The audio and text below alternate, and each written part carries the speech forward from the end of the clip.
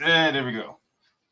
Boom, man, we're live. Hello, everyone, and welcome to another episode of Mostly Football. Tonight, Nate is your host. I am your co-host, Dylan. We are here to recap the NFL draft. We are officially a week removed from the first round. Nate, how you doing? Hey, man, listen. This is the happiest I've been after an NFL draft. I'm not gonna say I'm optimistic about the team, but I'm happy about our draft. I was a little nervous though. I mean, you got AJ Terrell's brother, you got a Georgia boy, and Zachariah Branch. This is very much geared toward your likes. And we picked up Harold Perkins, so that was a good one. Perkins, That yep. was a good pickup. So I think this draft was I personally gave it a B plus. It was Okay. I'd say it was a solid B plus. But all in all, I mean, I was with us not having a first round draft pick, I was a little nervous, especially after day one. But I gotta trust the new regime. That's what I have to do. Were you expecting a trade up into the first round, or did you kind of figure they would stay put? Nah, Ian Cunningham's his with his track record, that's not something he does. So I was just I was just hoping we didn't have to move because once I saw Avion Terrell was still available, I was really praying on day two. I was like, I really need him to be there when we get it. And hey, they didn't screw it up. It was an interesting draft. I mean, we'll definitely get more into it as we go through the show here, but Avion Terrell at one point was a projected first round pick. Zachariah Branch, I saw, early on in the draft process, occasionally going in the first round. And then even Perkins, not during the mock draft process, so to speak, but early in the college season, especially like last year, Yeah, I think it was last year, year before last, like he was projected a top 10 draft pick. Yep. When he was strictly rushing the passer, then they kind of moved him to like off ball linebacker. Then he tore his ACL, and then that shit just kind of went to hell. Messed everything up. But yeah, I mean, a lot of potential there. What's the latest? I know I asked you this earlier, but we didn't get around to it because we were kind of figuring stuff out here. But is James Pierce, like, do we know his situation as far as suspension? Is So getting the suspended? last update I got is he's going to some program, and if he completes this program, all the charges will be dropped. Okay. Wow. So that's the last update. So once he enters this program, he has to complete it. Once it's completed, all charges will be dropped. I think he still could face suspension from the league, just due to shit detrimental to the team. Or they're gonna figure it out some way somehow. But I think he might. I think he might face like a 2 or 3 game suspension. Okay. Well, I mean, he's still got Jalen Walker not Jalen Walker. Yeah, Jalen Walker. Yeah, we still have Jalen Walker. We made a couple moves in free agency. Nothing too no real big splashes. Obviously we drafted Harold Perkins Jr. and then we picked up a DT from I forgot where we got him from, but I think all in all we have a pretty good draft. Okay. Yeah, like I said, we'll definitely get into that. But right now we have the NHL playoffs going on. We have the NBA playoffs going on. Is there anything? I know you were just telling me the Hawks are down. I don't think nobody wants to talk about what's going on with the Hawks. They are getting the shit beat out of them as of right now. At this point, the game's over because they're down close to 50. So at one point in the game, it was 60-19. At one point in the game, that was the first quarter. So yeah, it's 133-77. This game is over. It's just this is a 60. This is almost a 60 point. They're down 50. This is wild. This is a really wild. This is ridiculous. And that's after. Didn't they have like a comeback the other night? Yeah, they beat the Knicks last game, and then you're at home. Okay, they're in Atlanta, and you go and you get your shit pushed in like this in front of your home crowd. I'm surprised the fans stayed as long as they did. I'd have been leaving at halftime. It was 50. They were down 50 at half. I'm going home. I'm getting ahead of this traffic. Well, now what was the big? Remind me, what was the big haul they got? Because they traded away, you know, their They didn't get superstar shit. there. They traded people away for fucking peanuts. They didn't get anything. They weren't that special. They traded Trae Young to Washington. I think they got draft capital. That's about all they got. They ended up with CJ McCollum, which didn't really do much for them. But yeah, I think they got a lot of draft capital. So they are probably gonna try to rebuild this team, especially after an ass whipping like this. Gotcha. So yeah, the Lakers right now, they lost to the Rockets last night, so it's a 3-2 series. The Nuggets are down 3-2. They get ready to play next. It's been a fairly, interesting playoffs. No one really cares about the first round, but hey, the second round should be a bit more competitive. Yeah, I saw, our boy Jokic got into a little scrum the other night trying to square up with some dude over scoring some extra points he didn't think was cool or whatever. They need to you're an adult, okay?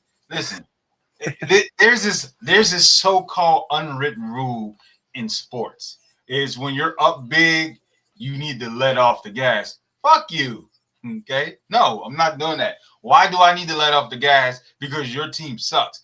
No, I'm smacking the shit out of you. What? You see the shit in college. Motherfuckers be up 70-0 and still scoring points. Why do we have? Why? Because now you guys are getting paid. I gotta let up. No, I'm not doing that. No, absolutely not. You want to get also, mad? Huh? From the video I saw, it's not like the guy was like doing Harlem Globetrotter tricks. He had a wide open layup, and I think it was a measly ass layup, man. It's an unwritten rule that the NBA, the NFL, and a lot of other major sports they have, where if you're up big or if the game's over, you don't need to score. Yeah, that shit don't make no sense to me. Like, what the fuck are we talking about?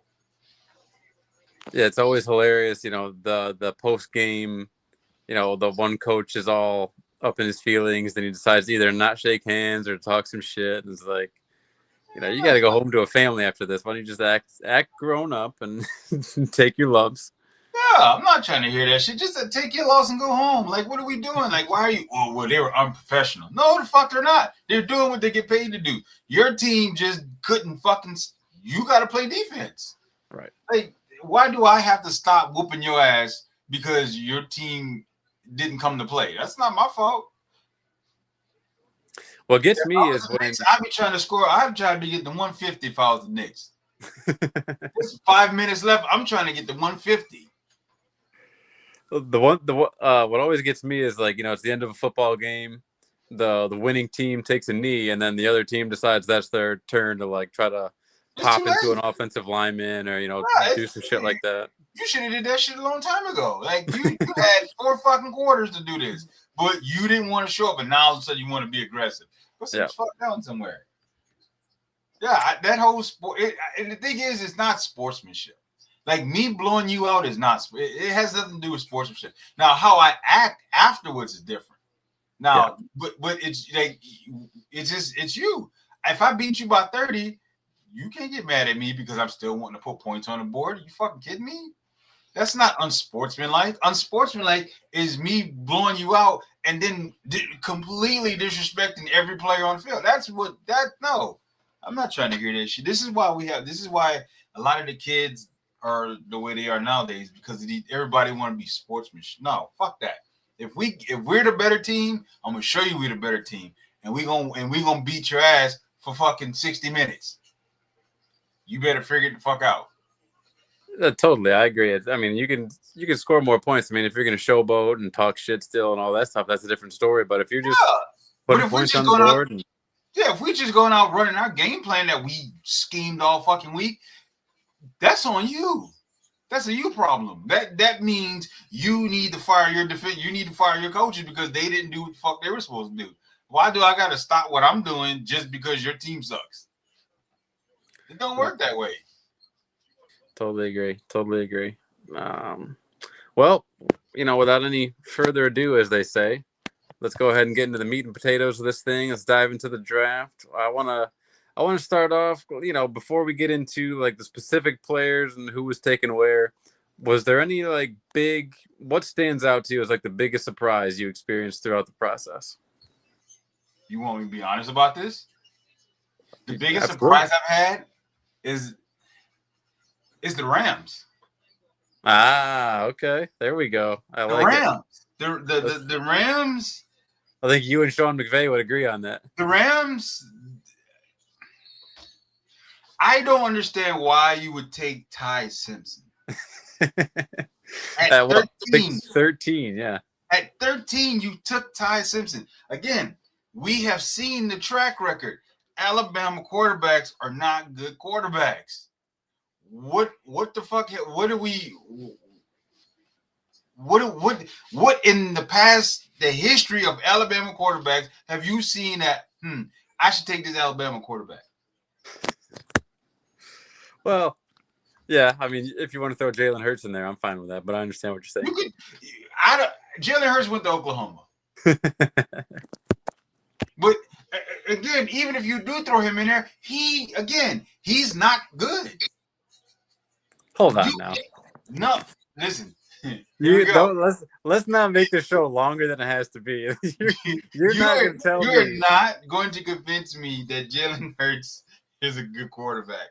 Okay? Oh my God. You're not going to. And the reason you're not going to, because there was a specific game where he played 60 minutes of football and he threw for 125 yards and 0 touchdowns.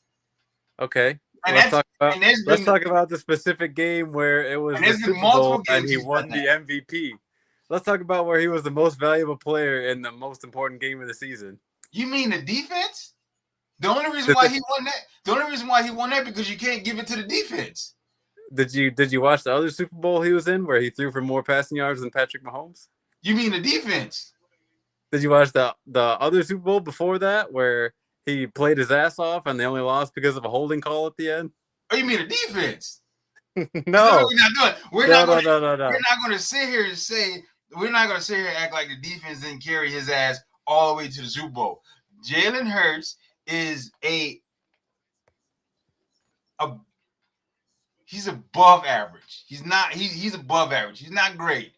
And you at some point have to admit to it. There's a reason why AJ Brown is wanting to leave. I can't believe we're getting into this already. I cannot believe we're getting into this. So here's the thing. Here's where we're going to agree. Here's where we will agree.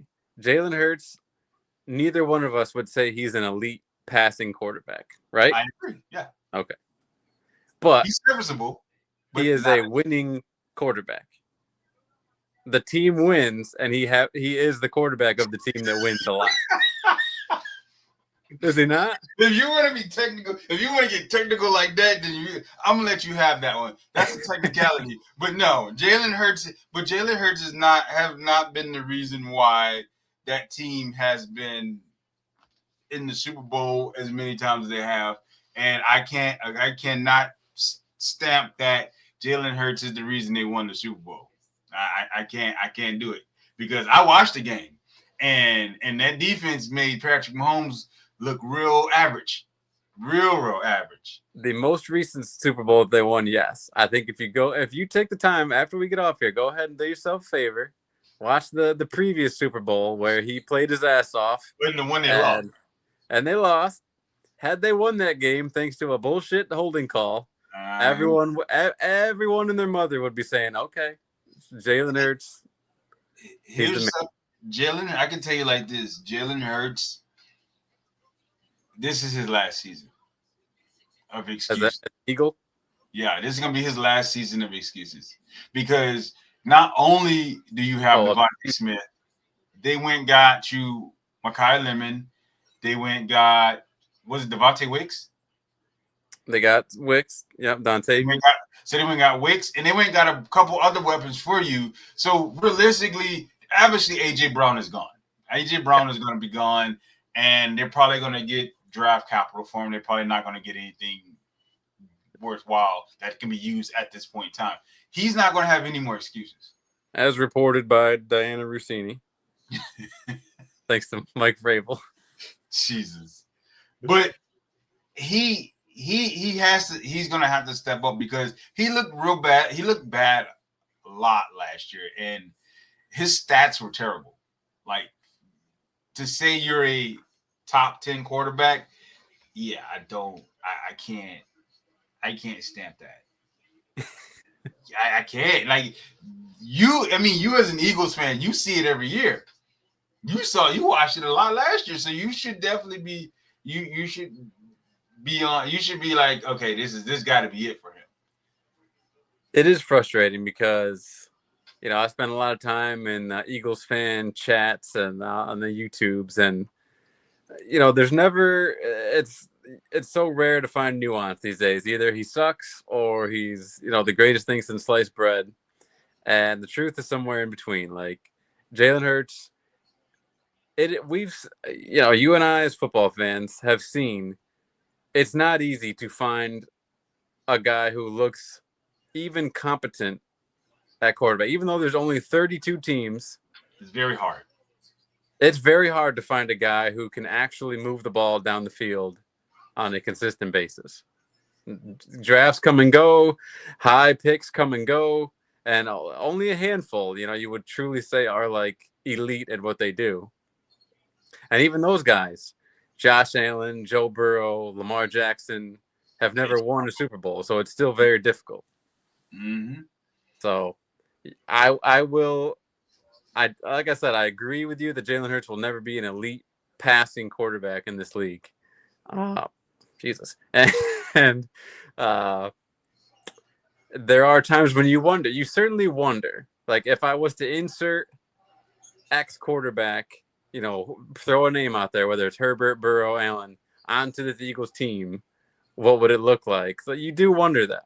But there's only so much time you need to spend wondering about that because the team wins, and you don't need to be a spoiled little brat about it. So, yeah, but the thing is, how much longer can that defense really hold up? Especially because y'all lost a lot of big pieces in y'all defense this year.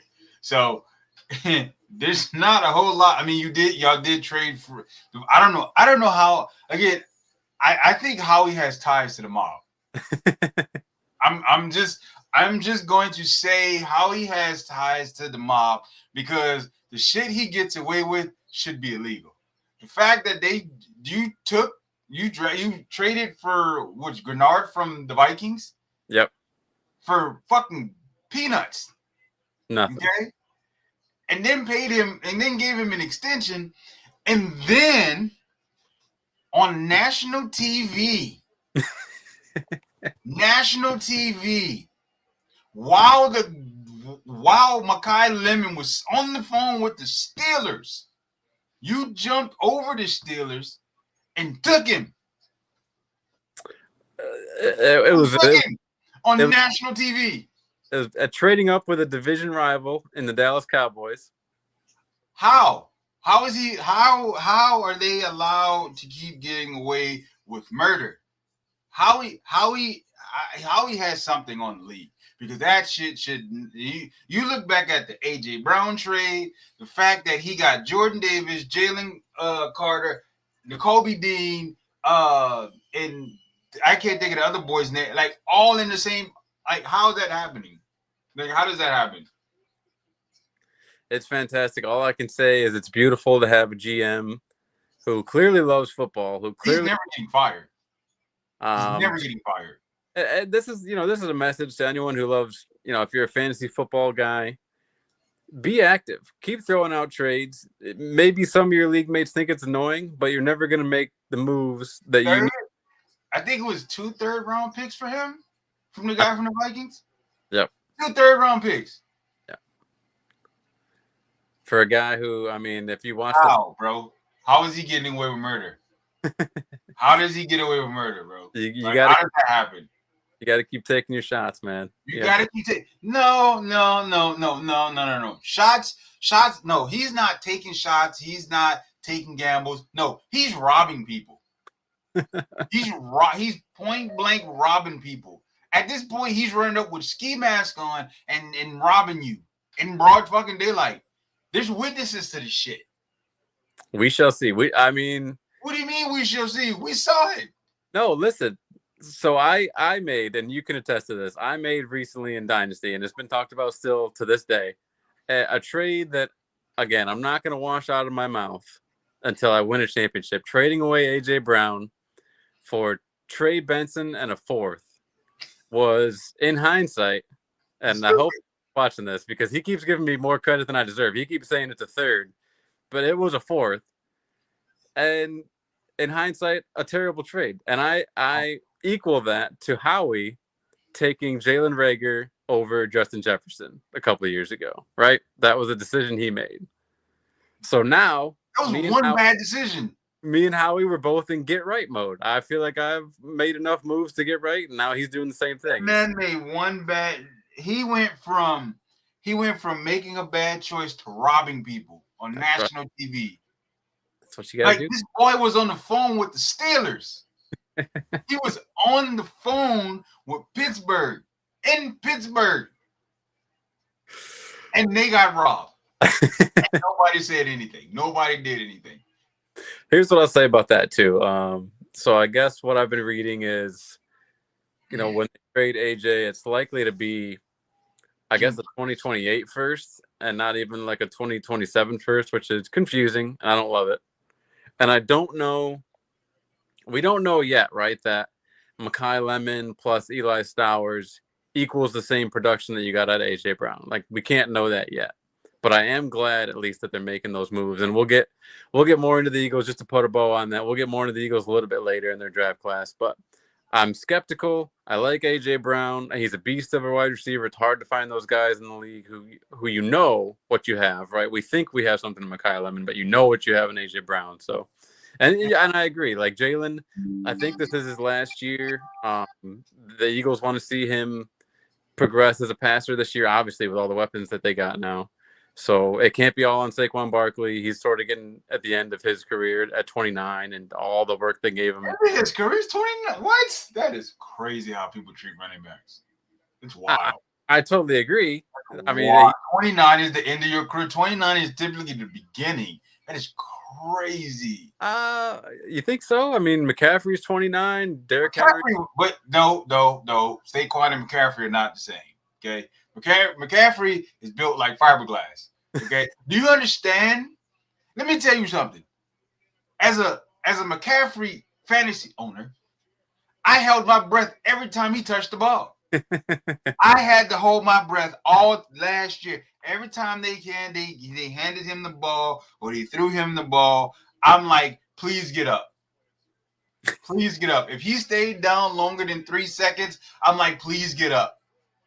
I'm begging you to get up. He built like fiberglass. Okay. Last year, I'm surprised he made it through the year last year. For him to play a full season after all the cloudiness of the offseason, and he's going to like Germany to get treatment for this and the hamstrings and all in the back and all that extra. I held my breath all year last year. For every carry, for every pass catch, for every time he got, even if they brushed against him, I was like, please get up. I beg you to get up. Because I couldn't do it. I couldn't suffer through another injury-prone season with him. But Saquon is not that. Saquon takes care of his body. So I'm not trying to hear that 29 shit. People, here's the thing. This is a pass-first league now. So running back should last a lot longer if we're in a pass-first league now, because it's not run-heavy anymore. So I think that now, but here's the problem though with Jalen, you can't do that because he's going to be on or he's going to be off, and if he's off, he's all the way off. There's not like an in between with him. Like he can still function when he's off. Like he can't fucking function even when he's off. So yeah, he's again. We'll get more into it, and we can talk about it more when we get to the Eagles. But yeah, it's definitely a prove a year for Jalen. They've given him a lot of weapons. They brought in a new, for like the 6th straight year, offensive coordinator. So it's definitely a prove a year. At some point they're gonna say it's not the coordinators, it's you, buddy. Yeah. Yeah. At some point, six, like 2, I get 6. Nah, it's you, buddy. It's not us, it's you. Okay, it's not me, it's you. Okay, that's what we're looking at. The But big sorry, just one last thing is I think a couple injuries took away his rushing ability last year. If he can regain that, ability to truly make a difference as a scrambler and get back into the 600, 700 yard, I can't remember exactly how many rushing yards he has, but I know it was a career low or close to a career low and rushing, which is crazy. It's a career low in rushing touchdowns. I think he had like 8, but he normally has like 10 or 12. So you better figure that shit out. Yeah, that's what I can say. So your big surprise was Ty Simpson. I totally agree. And Ty Simpson, stupid pick. I saw this report that they took him because they felt like because they could have taken Mekhi Lemon, they could have taken Kenyon Sadiq. Supposedly, they felt like they were already stacked at those positions, so they took a position that they already have, and they extended Matt Stafford for like another 1 or 2. Here's the problem. Here's the problem that I have, because this is not like the Penix Kirk Cousins situation. You have a reigning MVP at quarterback. The reigning MVP, not last year, not the year before. He's currently the reigning MVP of the NFL. You ain't got Ty Simpson when you have an aging Davante Adams. Tyler Higbee if he stays healthy, he'll be fine, but being healthy is his issue. Right. Puka Nacua can't stop biting people. You don't know what the fuck's going on with him mentally. Like, they what the fuck? Drafted Terrence Ferguson last season. And you thought Ty Simpson was your guy? And here's the stupid part. I've seen like multiple reports come out with them trying to justify why they took him. So apparently these dickheads told Ty Simpson back at the Rose Bowl that they were going to take him at the 13th spot. Why the fuck would you take Ty Simpson at 13th? I just still don't understand. With your need, your defense is shot. Your receivers are like you don't really have a receiving room. Like Puka Nacua, he's in rehab right now. And Davante Adams is not getting any younger. Right. So why not go get you a young guy? Maybe you don't take Sadiq, which I understand because they just took Ferguson, in the second round last season. And like you said, they have Higbee. So I understand not taking Sadiq, but to not take Mekhi Lemon there as a guy who went His perception was there. He's in state. Everything says he's going to be a top 15 pick. Like you said, Davante Adams is like 31, 32. It's just. And he's been injured a lot. Like he had back injury. Like you missed. What the fuck? And you still got Stetson Bennett on the roster. It is crazy, and I don't think they even took a receiver. If they took a receiver, it was like later in the draft, and I don't remember who they took. So when I saw that, my mind was blown. Yeah. I was like, "What? What? Ty Simpson? You took Ty Simpson at 13 when." I don't. And then the wildest part was the video of Sean McVay listening to Les Snead talk about the fucking. when he said McVay was on board with this, and the look he gave him, like, what McVay? Not me. Like, and even now, like, it's still kind of, there's still weirdness. Like McVay said he wanted to show loyalty to Stafford, but it's. Okay, so they talk to Stafford. There's no fucking way, sir. There's no reigning MVP, the league's MVP. You won a Super Bowl with this man. He won a playoff game last year. He's the reigning MVP. Get him help. Yep. So now you got a guy on the bench who's gonna sit there, because I think. Honestly, if Stafford can stay healthy, which he has done, he probably has another 2, 3, maybe 4 years left. I think he's 37? 38. I think around there, yeah. But I've heard plenty of people say he's probably got 2 years left. Yeah. He probably has another 2 or 3 years left. So you tell me you got this this 13th pick that I got to sit 3 years before Stafford says I'm gonna hang it up? What the fuck? Jesus. Now I didn't even think of this before, but you saying 13th pick, and anyone who's followed me on Facebook knows I'm a little bit into conspiracy theories. I don't think that's a secret at this point, but 13 is like the symbol of death and rebirth. So that's kind of ironic, 13th pick. You had options. You could have even went defense. You could have helped your defense out. I think Lemon, especially stick him in the slot, would have been a perfect pick right there for a team that was so close. Davante Adams is going to get hurt again. Davante Adams is going to get hurt. We saw it last year. Even though he had the most touchdowns in the red zone, he's going to get hurt. Them hits are going to add up. He has a back injury. Even if he doesn't, Puka has an injury history himself. So exactly. To get the right there would have been nice. Let's get into this So that was your biggest surprise. My biggest surprise was Miami waiting as long as they did to get a receiver. I mean, I think they're truly just trying to fuck Malik Willis over, and they are going all in on a quarterback for 2027. Well, they had to get somebody. They had to get protection for him, which they went and done. They got that with the early pick, and that's fine. Like, if you're doing, like, you have a new quarterback and you had issues protecting the last guy, I understand that. Go get you a lineman. Go get you a top lineman. Don't just grab anyone. Get a top guy. But their receiving room is garbage. They got two. I think Tutu Atwell is the top guy over there right now. It's Tutu. It's Jalen Tolbert. It's Caleb Douglas now out of Texas Tech. It's Chris Bell coming off an nobody's. Malik Willis is going to struggle. He's going to struggle. He's going to have a long 3 years or however long he signed that contract for.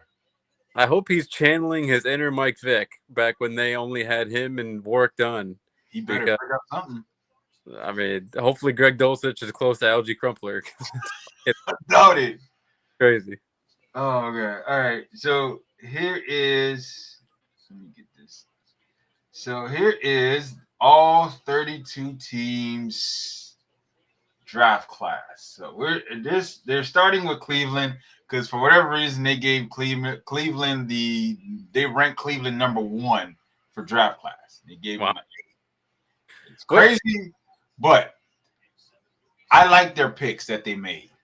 Definitely. You went and got you an offensive tackle and Spencer Fano with the 9th pick, and then you went back and got KC Concepcion, which was still sitting there for a lot of teams to grab, but they went to quarterbacks instead at the 24th pick. I think they had a pretty solid draft. It's the weird thing for me. This is the weird pick for me is Taylor Green. Yeah. Yep. I don't fully understand that. So I'm going to assume that they don't have their guy yet, and they don't believe in Gabriel or they don't believe in fucking Sanders and whoever else is in that fucking quarterback room. I don't think he's going to compete I don't think he's competing for the starting position. No, I don't either. But the one thing they got going for is they got Todd Monken. Right. And me as a Georgia fan, I remember Todd Monken. Todd Monken's a fucking genius. And I hate that he left us. Okay? Because Mike Bobo, I want to sacrifice his ass. But I think Todd Monken knows what he's doing.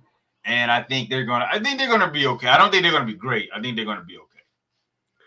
I mean, it kind of all hinges on whether or not Deshaun Watson, after I mean, we're 6 years. Let him go. Like we're 6 years removed from him playing good football. I mean, he tore his Achilles. Like you guys, I think at this point you need to cut your losses because it's a loss at this point.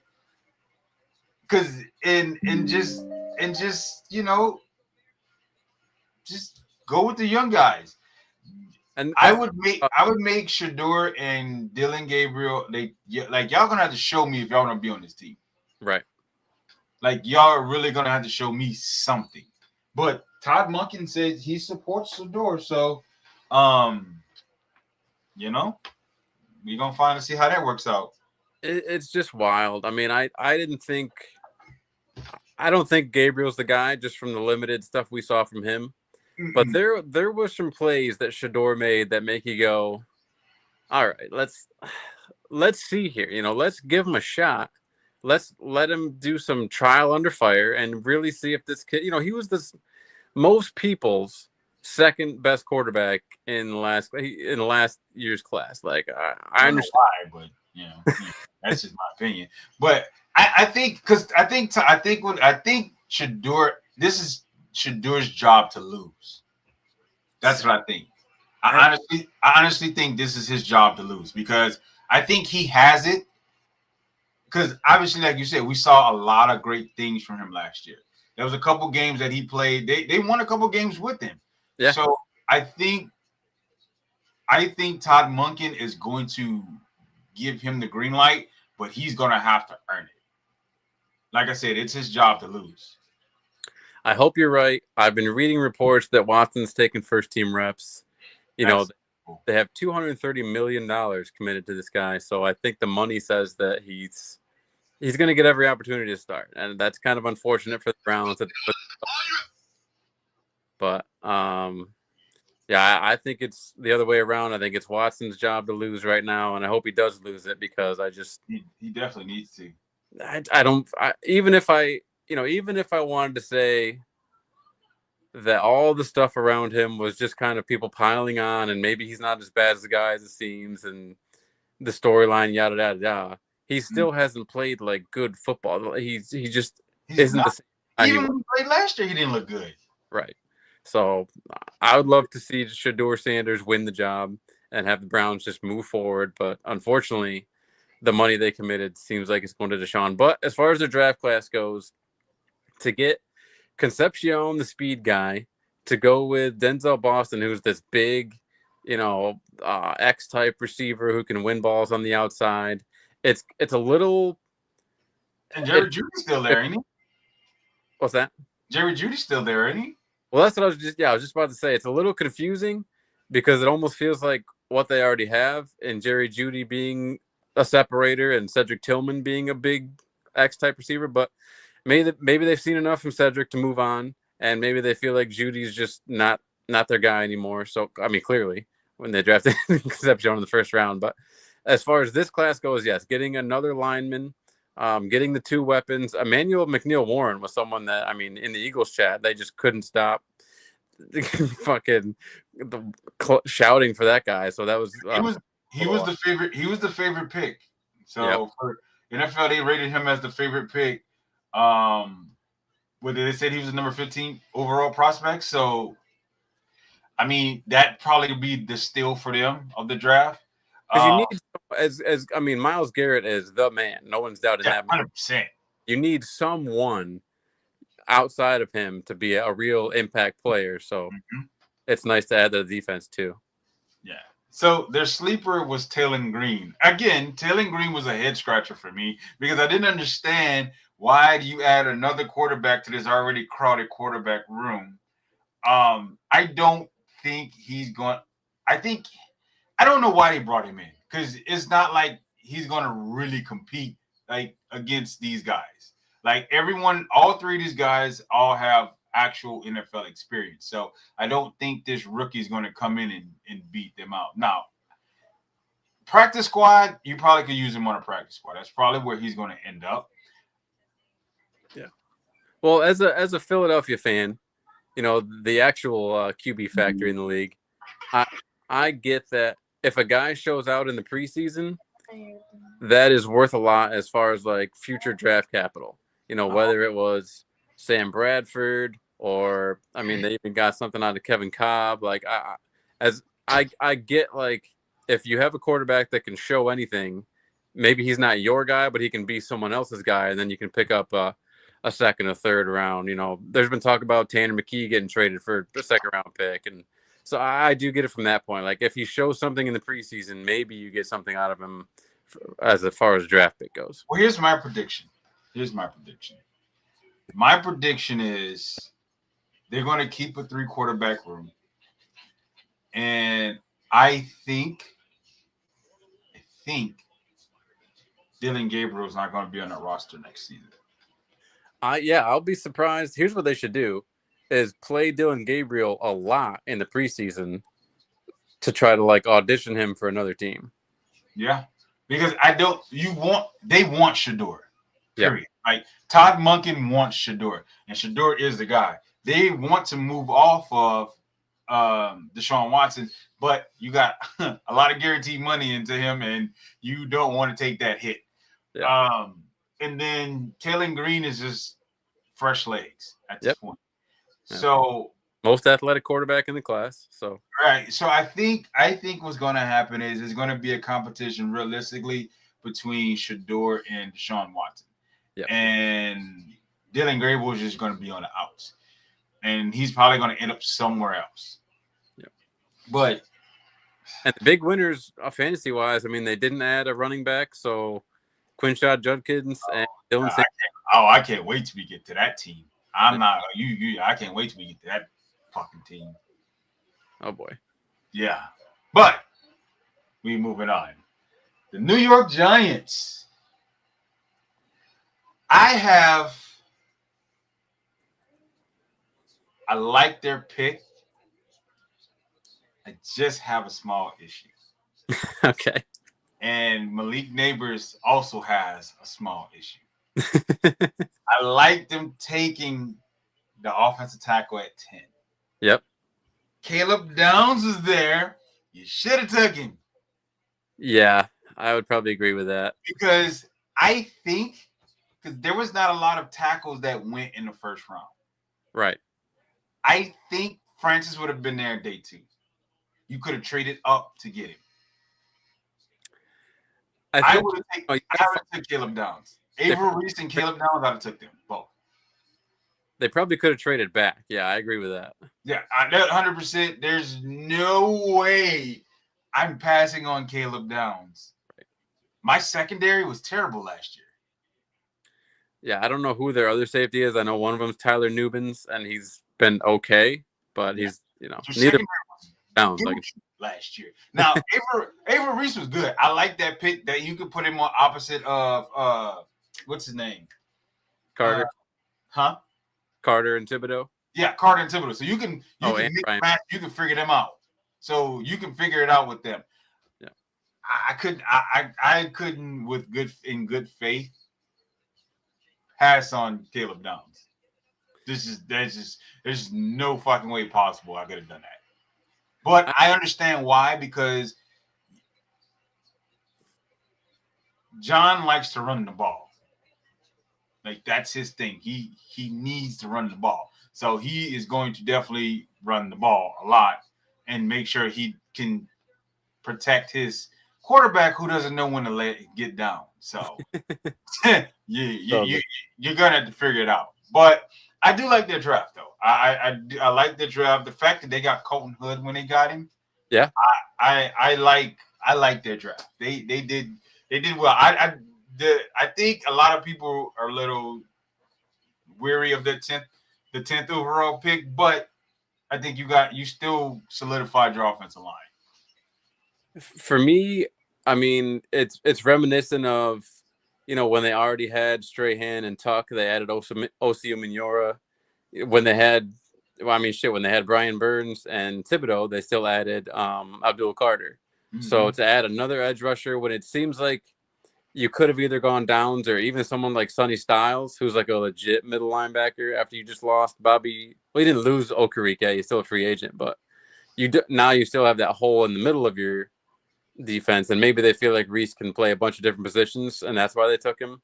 But I probably would have gone Styles or Downs, but you still get it's crazy. All these Ohio State guys are up there, but still a decent class. And yeah, I'm a little worried about the Giants.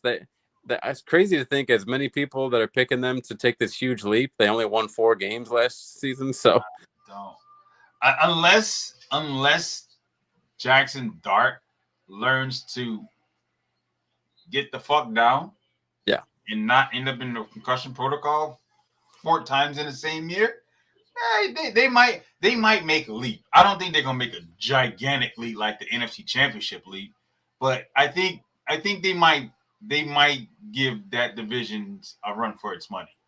Yeah. Especially with Malik Neighbors coming back, and last year was a lot of injuries. So I mean, last year was a lot of freak injuries. Oh yeah. So if you're a fantasy guy watching this, you're very happy that Jeremiah Love didn't fall to them, and Cam Skattebo is. So I don't know. The A is there. I would say it's an A. It's an A for them. I think it's deserved. I might be tempted to go A-, B+. Just feels like they could have gone Caleb Downs, but Reese was projected to go 2-3, so to get him here at 5 is good value. So, and they say for this, they say their sleeper is Jack Kelly, the linebacker from BYU. So he's gonna be more of like a special teamer, which is good. If you can get you a guy that's good on special teams that can cause impact plays, that's good to go.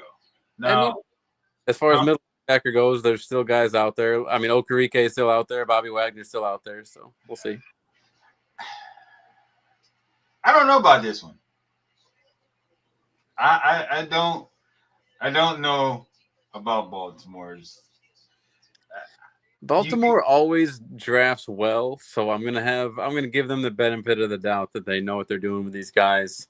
You got a bunch of receivers, tight ends, running backs. They didn't draft like a legit center, and they lost their center. Right. So that's a little concerning. But I mean, the Ione out of Penn State was a top-ranked guard, so you can't hate that. They always have to take swings on receiver because nobody wants to play there because you don't get the ball enough. No. It's a meat and potatoes draft for the Ravens, and I think they're going to be right back in the discussion in the North.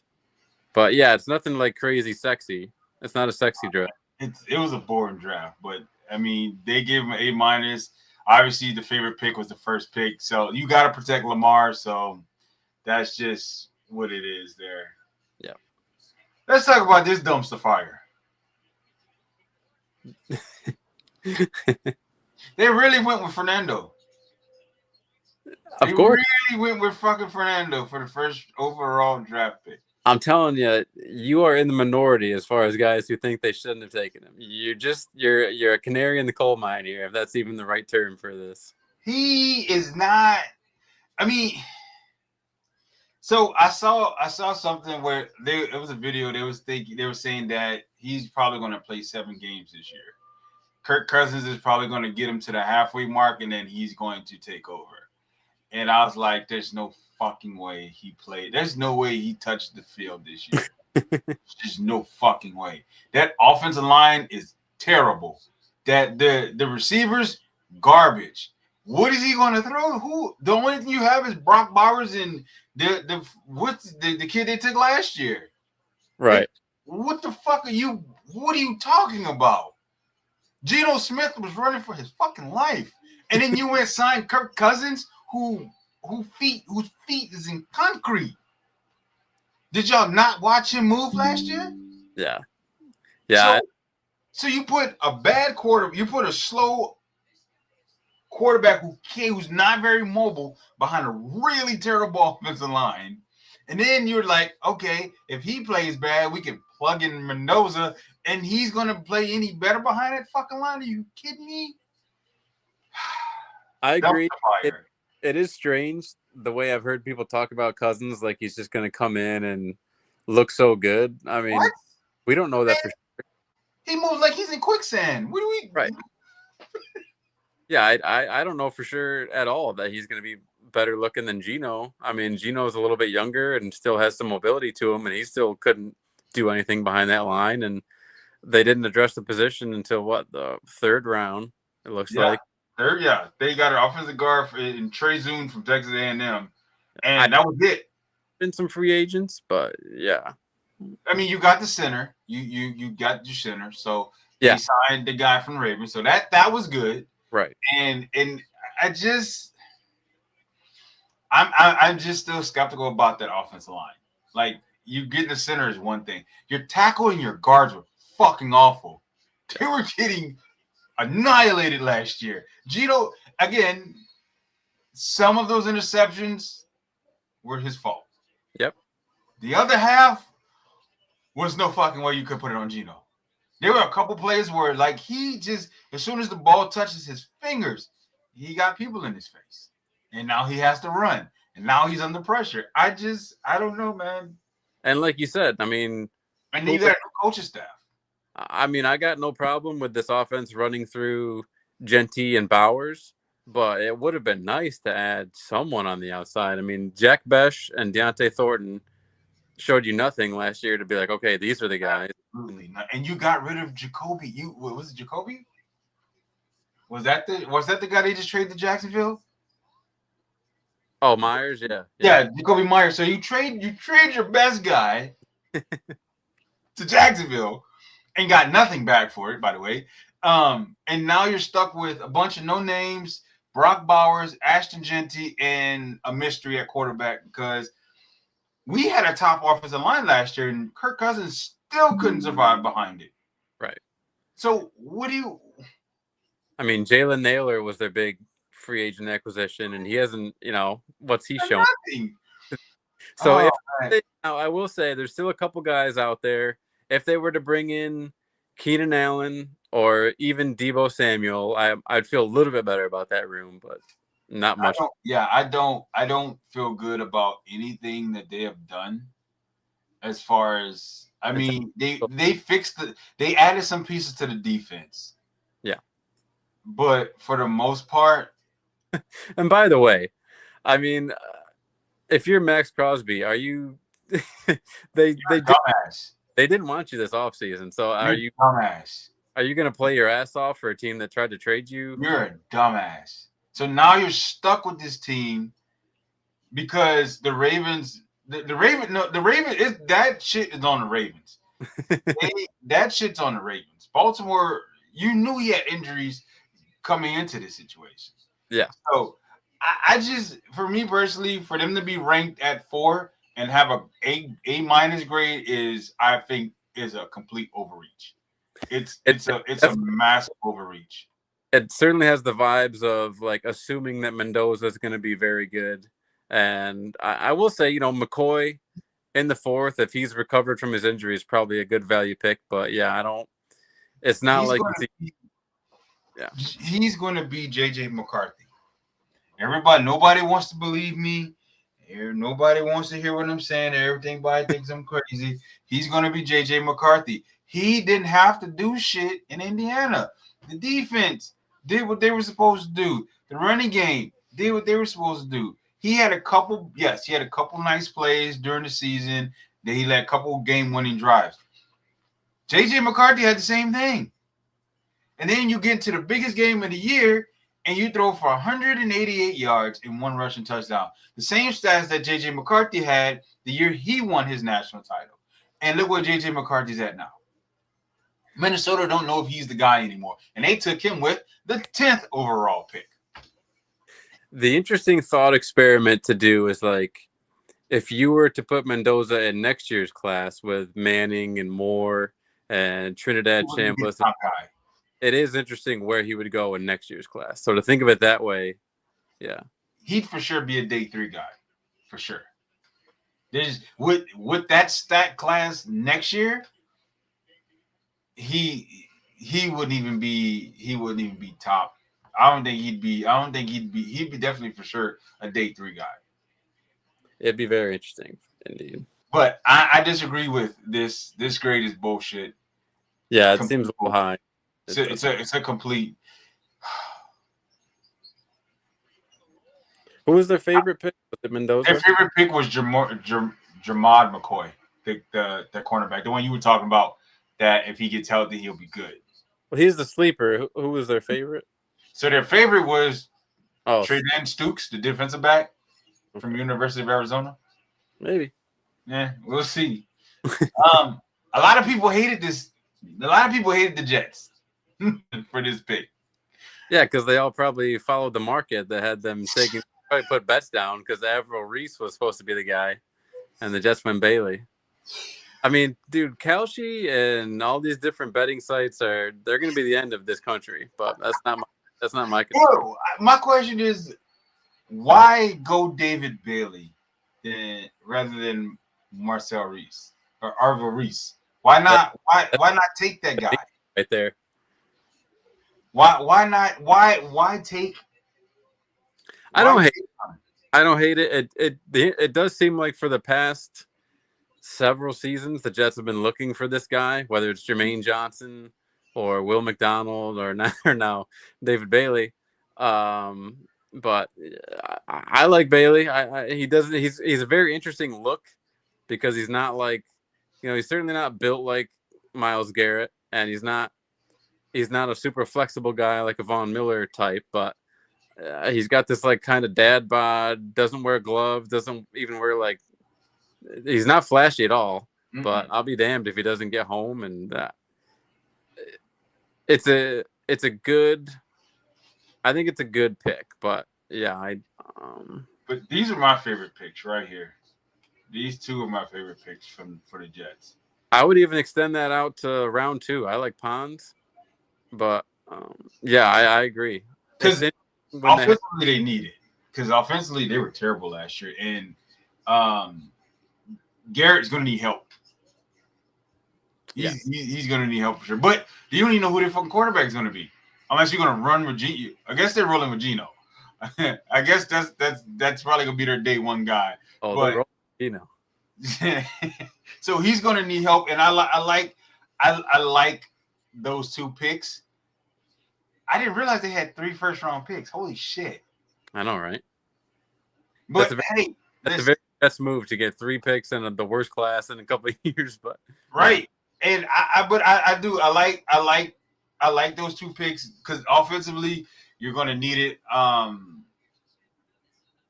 Garrett can only do so much. Like he's only going to do so much, and like you're going to need somebody that's going to be able to take the pressure off of him and really help him out.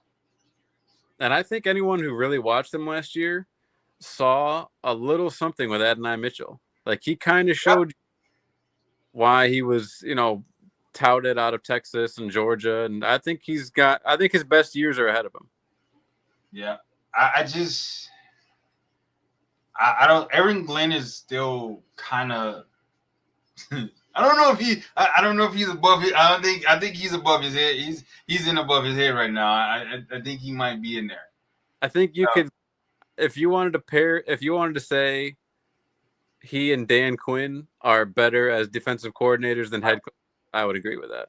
Well, I think Dan Quinn's a little bit better this year. Like he's done some things different with the Commanders. Last year, obviously, he made a dumbass decision. You getting blown out. You should have took Jay Daniels out. We'll let that. We'll get it to ball ignorance. Ball ignorance. But I think there's a lot of injuries last year for them, and then they were old. There was a lot. They were old on both sides of the ball, and you can't be old on both sides. Right. You got to have youth somewhere. So that's something they're going to figure out. But they, again, A-. I give them the A- just because they had 3 first-round picks, and that shit happens very rarely. But I'll give them the A-. So you think Sadiq and Cooper? Do you think they'll be productive right out the gate? Okay, right out. It depends on the offensive scheme, but I think right out the gate, those 2 guys are going to contribute big time.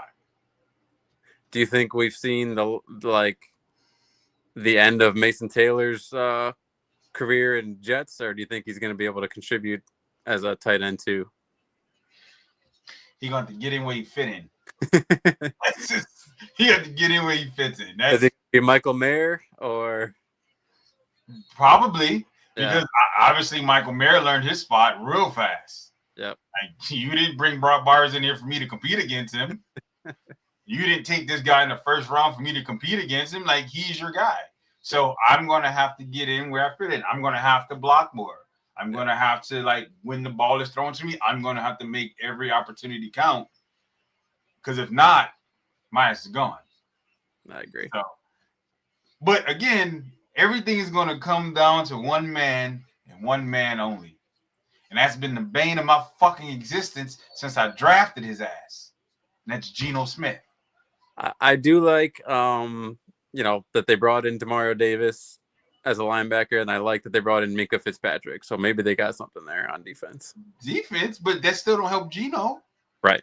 Geno needs to go get eye surgery because he threw a lot of bad interceptions last year. A lot of bad ones. He did. I think he threw for like 4,000 yards his last year in Seattle, so maybe he can channel that Seattle Geno. We gonna find out. Here's where my problem comes in at, right here. This bastard should have never made it this fucking far down. Never. Well, never ended up here. When you combine short arms with a legal thing going on, I guess that's what you get. You know what I realized is, like, he don't care. When they showed him his hairline, like, this man doesn't care. He don't care. And then he basically said when they interviewed him, if you're not on a Bucs team, fuck you. What's wrong with his hairline? What do you mean? You've not seen that man's hairline on national TV? You sure not on national TV. He was on national TV for the whole world to see and didn't care. Didn't get a haircut, didn't get a shave, nothing. He just like, fuck it. If you have a guy like that on your team, he's going to be a dangerous man. That's like the guys who don't play with gloves. Yep.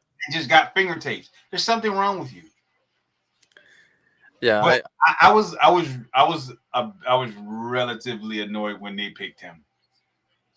The Bucs have a history of picking guys who seem to know what they're doing on the defensive line. Whether that's Kalijah Kancey or, you can go back to Warren Sapp, Simeon Rice. I like Joe Tryon. He didn't get it. I don't think he got enough of a fair shake. But, yeah, the Bucs do. I think they have an eye for pass rushers. So I got to give them the benefit of the doubt here. Even if historically these short arm guys haven't panned out, maybe Bain's going to be one of the exceptions.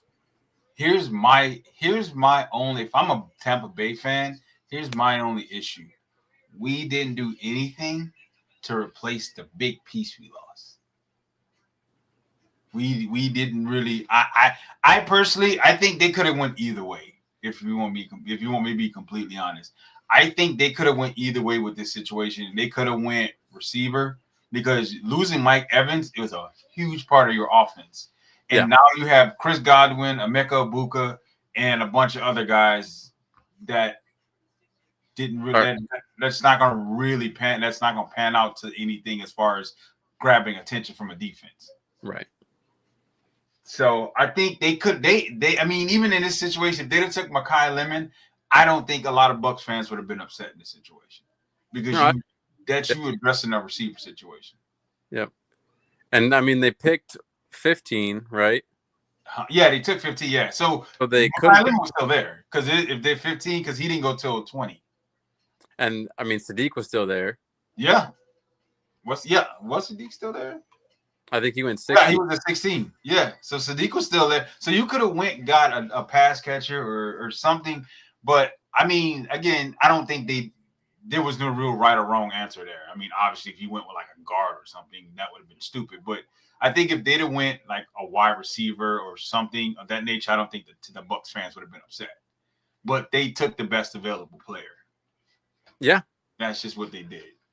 Yep. I like, obviously I like Trotter as another linebacker of the Trotter family lineage, so that's pretty cool, but I don't know how much of an impact he's going to make. And then Ted Hurst, he's the same size as Mike Evans, and he's got the speed, but he definitely doesn't have the production profile. So Right. So, and I like Keontae Scott, but yeah, there's some guys that you like, but there's no one who really moves the needle. No, not coming off, because again, you are relying on Emeka Ibuka, who's going into his second year, Chris Godwin, who had a lot of injuries and then he didn't play a whole lot last year. Right. And then you still got Cade Otton. Your run game was it kind of ran its course towards the end of the year. Yeah. And Baker, Baker's going to be Baker. So and it was very noticeable the difference in this offense going from Liam Cohen to Grizzard. I mean, the Jaguars offense took a big step forward with Cohen, I felt like, and the Bucs kind of took a step back. Yeah, a big step back. Yep. So we're gonna see how they play out. We're gonna see how that plays out, but I'm not gonna say A- is good, but hey. Yeah, I think you were right when you first said that there were too many high grades in this class. I don't think there's a lot of high grades. I mean, and this obviously no one expected him to fall this far. Right. No one expected him to fall out of the top 10. But again, I think the short arms thing is what got him. Yeah. So then you got again another A-. Everything's not a fucking A-. Anyway, so this right here in real time, I watched Malik Neighbors' real-time reaction. He was not happy about this. He was like, I'd rather play with him than play against him. And when the Cowboys took him at 7, he was like, what the fuck? So he understands what this guy is about. I will say on that show, particularly, Micah Parsons is much better at like playing to the camera as far as his reactions go. Because I think, Neighbors could have made it more of like a clip-worthy thing if he had actually truly. I don't know if he's just bad at reacting, or I don't know if he was truly upset, and I think he was really upset because the way he was talking about it, he was like, I played against him twice, right? Like having to play against him when he was at Alabama and then again at Ohio State. He was like, yeah, I don't want this. Like this guy, he's a bad man. So you gotta see him twice a year now. Unfortunately. It's a very good pick. It's a great pick. Yeah. Did they trade up? They traded up to get him, didn't they? I think that's the pick they had. Okay, so this is the pick they had, and this is a great pick. Getting Caleb Downs, this was the only place you could have went for the Cowboys. Yeah. So I would have loved to see them make a dumb move, kind of like they normally do, but that's a very solid pick. They gave up 30 points a game last year. We're not making any. We're getting him. We're taking the best defensive player right now. That's what we're going to do. So, no, they did exactly what they should have done as far as heavy defense. I will say, with all the drama going on with Pickens right now, if he holds out, that could be trouble. He just signed the tenor. Didn't he just sign his contract? I don't think he's signed yet. I swore I saw something that said he signed it. But the weird thing for me, and I thought this was a reach, was Malachi Lawrence. Yeah, taking him at 23. Right. That's a day 2 guy. Yeah, I mean the real draft guys were saying he's a good player. He seems like he could be a solid player, but it seems like they could have gone in a different direction here. 100%. Yeah. You could have definitely went in a different direction. I just that one I didn't understand, and I was just like, wow. I was like, that's a major reach. Like that's for sure a day 2 guy. Maybe I'd have to see the board to see like who was there still, but it does seem like they could have got him a little bit later. Yeah, but hey, they make a smart decision, and you gotta make a dumb decision. Yeah, totally, and it might not be. Who knows? Maybe he ends up being solid. They have a history of going with guys at the end, whether it's Randy Gregory or Sam Williams, who tend to just take themselves out of the league. But So they said his comp is Kyle Hamilton and Derwin James. I think those are good comp. That's a good comp for him. But I mean, you still got to fix your pass rush because the second he can only do so much in the secondary. So if this guy right here doesn't pan out because he's got to be a day one starter. Right. He has to be you didn't take him at 23 for him to sit on the bench. So he's going to be a day one guy. And I don't know who the fuck Christian Parker is, but he's in for a rude fucking awakening. Yeah, I mean, I guess the guy out of Michigan there is supposed to be a real speed rusher. So if you combine those two with their pick from last year, Ezaraku, Donovan Ezaraku, maybe they still got Kenny Clark, don't they? And Quinnen Williams? Yeah, they're going to be inside. So it could be, maybe it's one of the better D lines in the league by the time the season's over. Well, we gotta see how these guys pan out. But I mean, hey, you fixed it. You got your back end guy. And I even liked LT Overton. He's a guy who I wanted on the Eagles, so that was a good pick later. We're gonna see because your corners are still gonna be. They still got questions at their corner position. Very much so. Yeah, no more. So you can have a great safety, but if your corners can't cover worth shit, then it's gonna be a long season. Oh yeah.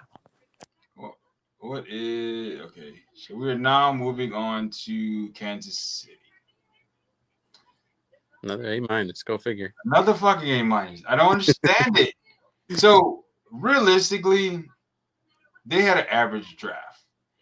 Grabbing Mansour Delane, trading up to get him. I don't think they had to trade up to get him. It feels very Ravens-like, where it's not sexy, but they probably went with the players they needed. Yeah, and Peter Woods is good. Peter Woods is going to help that. He's going to help. Chris Jones needs help. And them grabbing Peter Woods, and he's going to help them out a lot on that front seven. But I think they didn't really need to trade up. I think the Chiefs are being the Chiefs. It's like, oh, I don't think no one was going to take him at that spot. I mean, you're talking the number one cornerback, so maybe if they didn't take him there, maybe the Cowboys would have taken him. So, and I think the Cowboys had their eyes set on one guy and one guy only at that point in time. I think they for sure had their eyes set on one guy, and if he was there, they were going to take him. This right here was surprising. Very. Taking Garrett Nussmeier was very surprising.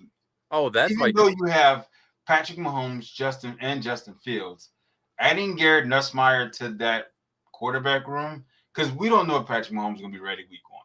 Right. He says he is, but we know Patrick Mahomes is the NFL's golden child, and they're not going to let him risk shit until he comes back. So until he's really 100%. So I think to his credit, he's a tough fucker too. He'll play with injuries. True, but you talking about a torn ACL? Yeah, you need to go ahead and sit your ass down and relax. Here's my issue with the Kansas City Chiefs is stop paying Travis Kelce. I said it. Stop paying Travis Kelce. He is old. It's time for him to go. Okay? He's slow. He's a lot slower than he was 2-3 years ago. He moves like his feet is in quicksand. Like hey, bro, you go right up to the sunset. It's time to retire. It's time to let this shit go. Like, you got your championships. I didn't even know you were in the league this long. I'm be honest with you. When I started hearing Travis Kelce's name, I thought he was like a young guy. I'm like, oh, he just jumped. This motherfucker's been in the league since 2015, 2016. This motherfucker's been in the league for some time. That's crazy. Like, it's time to hang it up. Your brother did it. You need to do it now. It's time to let it go. If I remember correctly, I don't even think he was a first round pick. I think he was a second round pick. So for this guy, I know. I'm like, it's time to go, guy. It's time to hang up the cleats. What's interesting is we're surprised by the Nussmeier pick for different reasons, because I was shocked he lasted that long. Like, from what I was reading, for most people, he was the third quarterback behind Simpson. So for him to go behind Carson Beck, to go behind Drew Aller, to go behind these other guys that I thought he was ranked ahead of, that was surprising to me. I think the injury was the issue. Yeah. I think I that mean, apparently. I think the injury is what made it was why he dropped this. The seventh round was a lot, but Yeah. I think the injury that he was dealing with all year is the reason why he dropped this far. I mean, the Eagles took Cole Payton in the 6th. Right. So that has to tell me that there was something was keeping teams from grabbing him. Yep. That early. This right here is probably going to be a steal for them at some point in the future. I think so. Because Fields could win a couple games in the beginning of the season if Mahomes is out. But I mean, listen, and this is not a hater. I liked Justin Fields coming out of Ohio State, and I was rooting for him. But he, much like Jalen Hurts, has shown he'll never be a true passer in this league. So no, and even Hurts. I mean, we can both agree that Hurts is a better passer, so that's saying something. But this is why I don't like. If me as a GM, I don't like quarterbacks coming from those type of schools. Like I don't like drafting a quarterback from like LSU, Alabama, Georgia. Like you're coming from programs with day one starters on the outside as weapons. Brock Bowers, Julio Jones, guys like that. That's who you get to play with. Justin Jeffersons of the world. You get to play with guys like that. Now, don't get me wrong.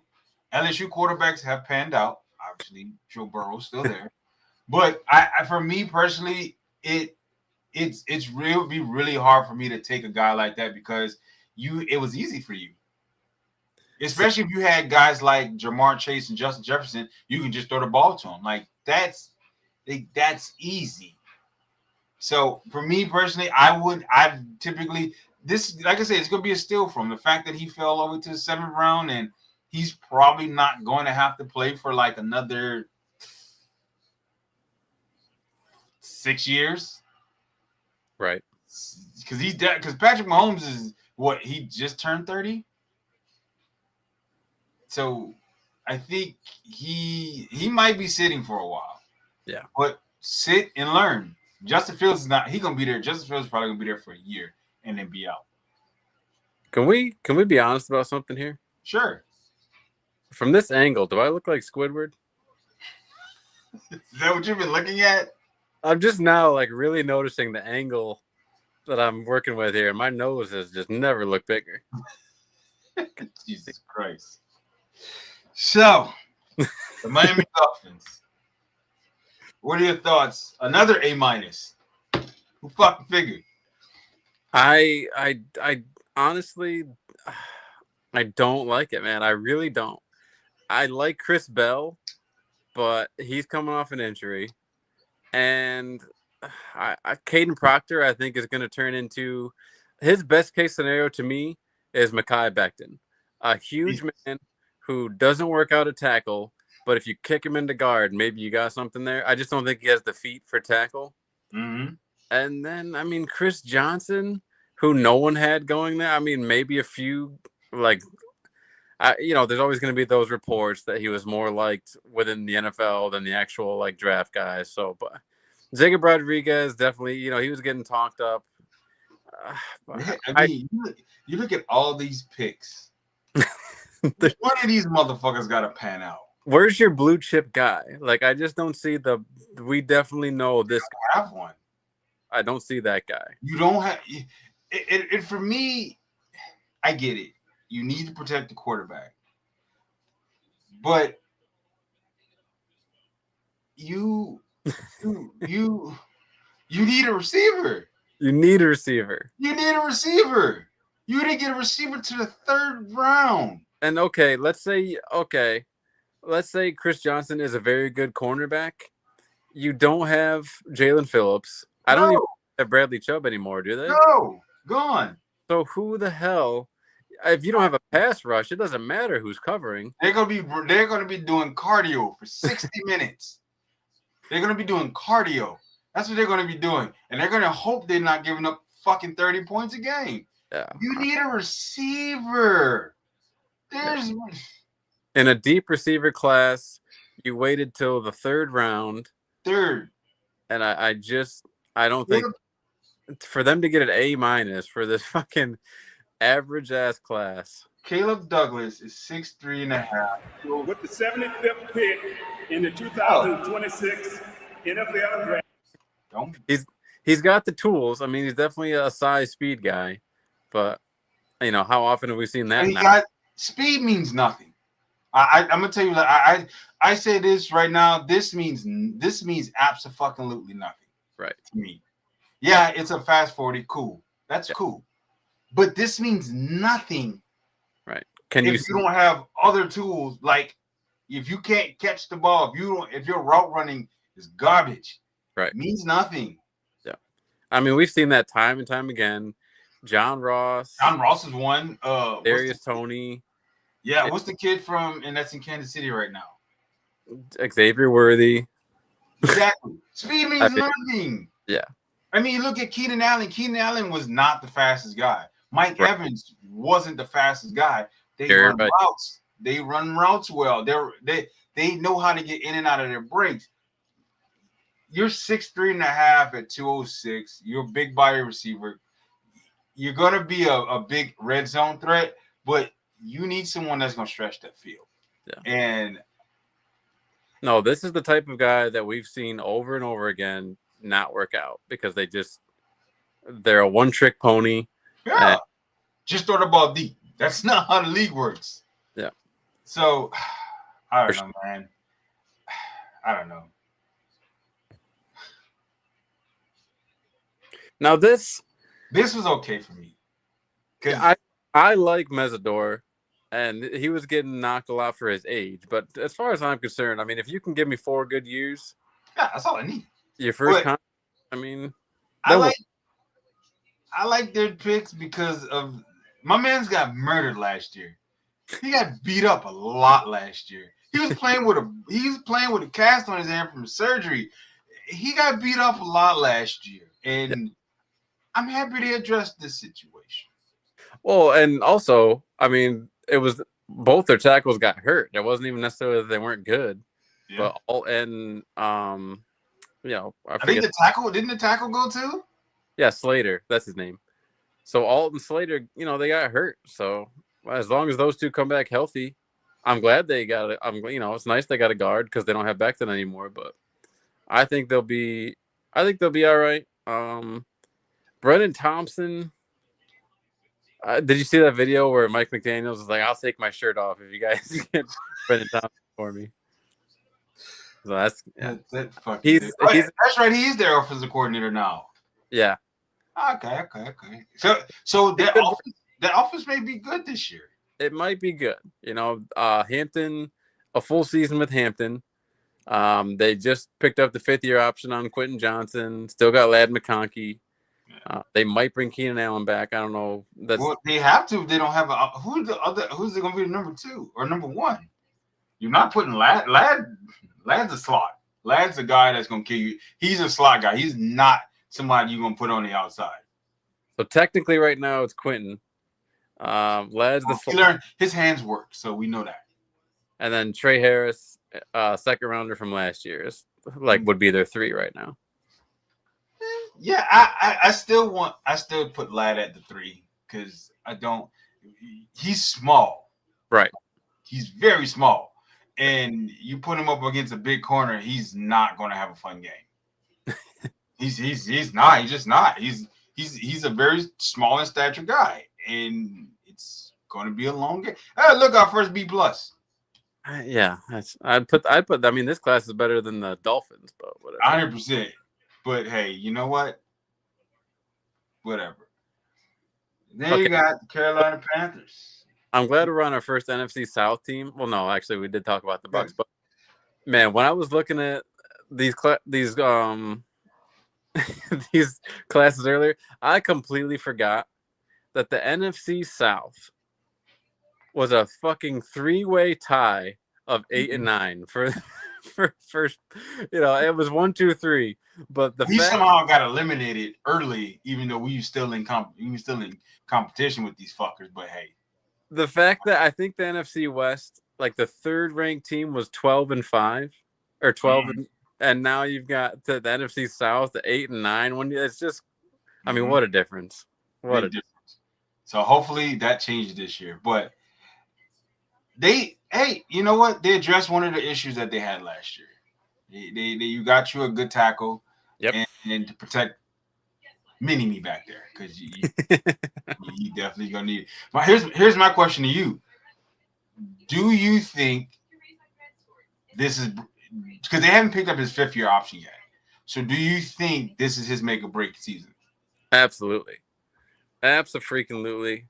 When you add Chris Brazzell to go with Tet McMillan, to go with Jalen Coker, I mean, it's definitely a make or break year for Leggett, too. I mean, if Leggett doesn't show anything this year, he's probably done career-wise. So I was a little curious that they didn't pick up a tight end. Apparently, they have a lot more confidence in Jatavian Sanders than, the rest of us. But, yeah, I mean, Chuba's going to be your unquestioned one until Jonathan Brooks gets fully healthy. And he's been in the league how long? We hadn't seen him run the ball once. I think he's still only 22, which is crazy. But what do you mean? He's been in the league 4 years now? No, I think he's what the fuck? I think this will be his 3rd year. But yeah, as far as Bryce goes, yeah, because I mean their backup is Kenny Pickett, so they better hope that fucking Bryce Young can show out this year. Yeah, they better figure out something because here we go. Man, now there's the class. The theft of the century. You're gonna give this grade a B+. B+. And the fucking Dolphins got it. That's just whoever, whether Zerline, whoever Joe Schmo. Hold on. Who wrote this fucking article? We are going to figure out which one of these dickheads wrote this article. Who is that? Some chick. Great. No, this person. What's his name? Gennaro. Yeah, he got a stupid name. So if he's the one that gave these fucking, he's a dickhead. But anyway, again, I'm still this is still this right here in national TV, sir. He robbed Pittsburgh on national TV. While the craziest thing was he was on the phone with Pittsburgh. Pittsburgh was so confident that they were getting ready to take this man. They were on the phone with him, and they were like, "Hey, hold on, the Eagles are getting ready to take you." Just like, what the fuck? It's great TV. It's going to be a great story for years to come. I love it, and I still go back to, until I see it on the field, I'm not convinced that the combination of those 2 first picks gives you AJ Brown level production. Mm-hmm. But I mean, if you already know, like we basically know at this point, and we knew at the end of last season that Brown was not going to be an Eagle. 100%. So once you already know that, this is the best thing you could have done. I mean, you traded up to get the top 3 receiver of this class. Mm-hmm. You got the 2nd best tight end. I mean, even so, whether or not these guys are going to be AJ Brown, at least you're trying. Yeah. And you also brought in you got a tackle in the guard. I mean, that guy is 6'9", like 340 pounds. He's fucking huge. So hopefully he can do something. Hey, you being that big, you better do something. You gotta block something. And then Cole Payton, a lot of people are saying is underrated. He could be like a Taysom Hill type, even if he doesn't play quarterback. Micah Morris, I've looked more into, and I guess, he's got a lot of tools, even if he's a little bit raw technique-wise. He's another huge guy. Coming from Georgia, they apparently like Georgia players over there in Philadelphia. So they've got out that goes to every game, apparently. You got the entire 2021 defense at this point. Shit. Wisniewski's huge, so even if he doesn't play safety, he might be a good special teamer. Uar Bernard is probably one of the better stories of this class. The guy, I think he's like 6'3", 6'4", he's 306 pounds, and just an absolute freak of an athlete. So He hasn't played football before, like organized football, but if you can get like, he's more of a 2027 project. But didn't y'all take what's his name? Mailata? Yeah. Because George Mailata hadn't played a lick of football, and look at him now. Right. So that's what's got everyone being like, oh shit, they did it again. So we'll see. But man, I mean, it's a good training program. In the 7th round, I mean, what are you really risking? Is he going to play? I'm assuming he's going to. They put him at defensive tackle. I think he might be more of an end guy. Yeah, he'll be. If he pans out, he'll be a Jomo's backup. He's not going to replace Jordan Davis or Carter. But absolutely, I think personally, with this situation, he wouldn't see the field at all this year. No. What I would do is I would find somebody to train him, and it's especially for the position that we want him at. Yeah. Because if you're going to put him at DT or you're going to put him at N, I want him to train to the point where, like you said, a 2027 project where when we come in the following year, he's ready to go. Because I'm not cutting him at 6, whatever the fuck he is, at 300 pounds, and he can run the 4.6 40. Yeah. Fuck out of here. I've seen his dimensions. That man's a freak. I don't want this to come off. Hopefully this doesn't come off the wrong way, because I mean it in the best way possible. These African dudes who come into the league, they just have a different mindset. Yeah. They haven't lived in the country their whole life. They haven't known the cushy, I'm the man, I get everything handed to me, all this stuff. I mean, they bust their ass their whole life. Mm-hmm. And to come over here and get this opportunity, they just treat it differently. Yeah, 100%. I 100% agree. They're hungry. And I think personally, that's what a lot of these other draft picks don't have, is especially if you're like, oh, it was a 5-star recruit, this and that, yada, yada, yada. You have to continue to put in the work. Yeah. If you make the league, I don't care what round you got drafted in, you have to be. I really think a lot of guys that get drafted in these later rounds are like, I'm probably never going to play. They just don't hone their craft. Like, you have an opportunity to show out. You look at Richard Sherman and Tom Brady and other guys that were drafted late in the rounds, and they honed their craft, and look where they became. Mm-hmm. But if they handle this situation right, he's gonna be all right. He's definitely one of the more talked about 7th round picks this year. And of course, he's the sleeper. Hell yeah. Chicago. I don't even remember Chicago's draft. I don't think I saw one of their draft picks in the entire draft. It's a good point. Yeah, they didn't really show much. I miss this. A lot of Bears fans were hyped for him. A lot of Bears fans were hyped for him. And I think he was maybe the second or third best safety. But yep. I know a lot of Bears fans were hyped for him. One of my favorite things I saw was since he's a white safety, someone called him a polar bear, and I thought that was hilarious. But yeah, I honestly couldn't tell you. I didn't see a single Chicago Bears draft pick. So I missed this pick. And I was watching the draft. I don't even remember them making this pick. Yeah, so I think they lost both their safeties. They did. Mm-hmm. So, I mean, it's a position of need, and he's definitely a good athlete. Like you said, second best safety. I'm not as familiar with the 2nd round pick. I know Rush has a little something there.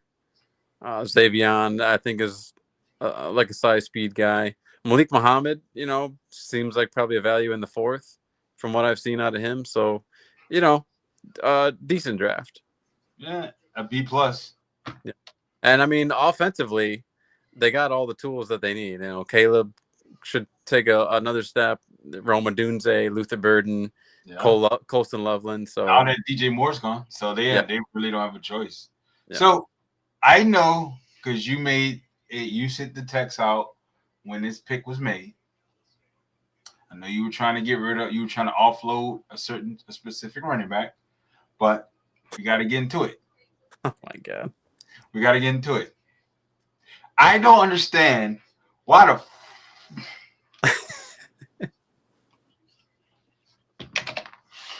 you took Trey Benson. Was it last year?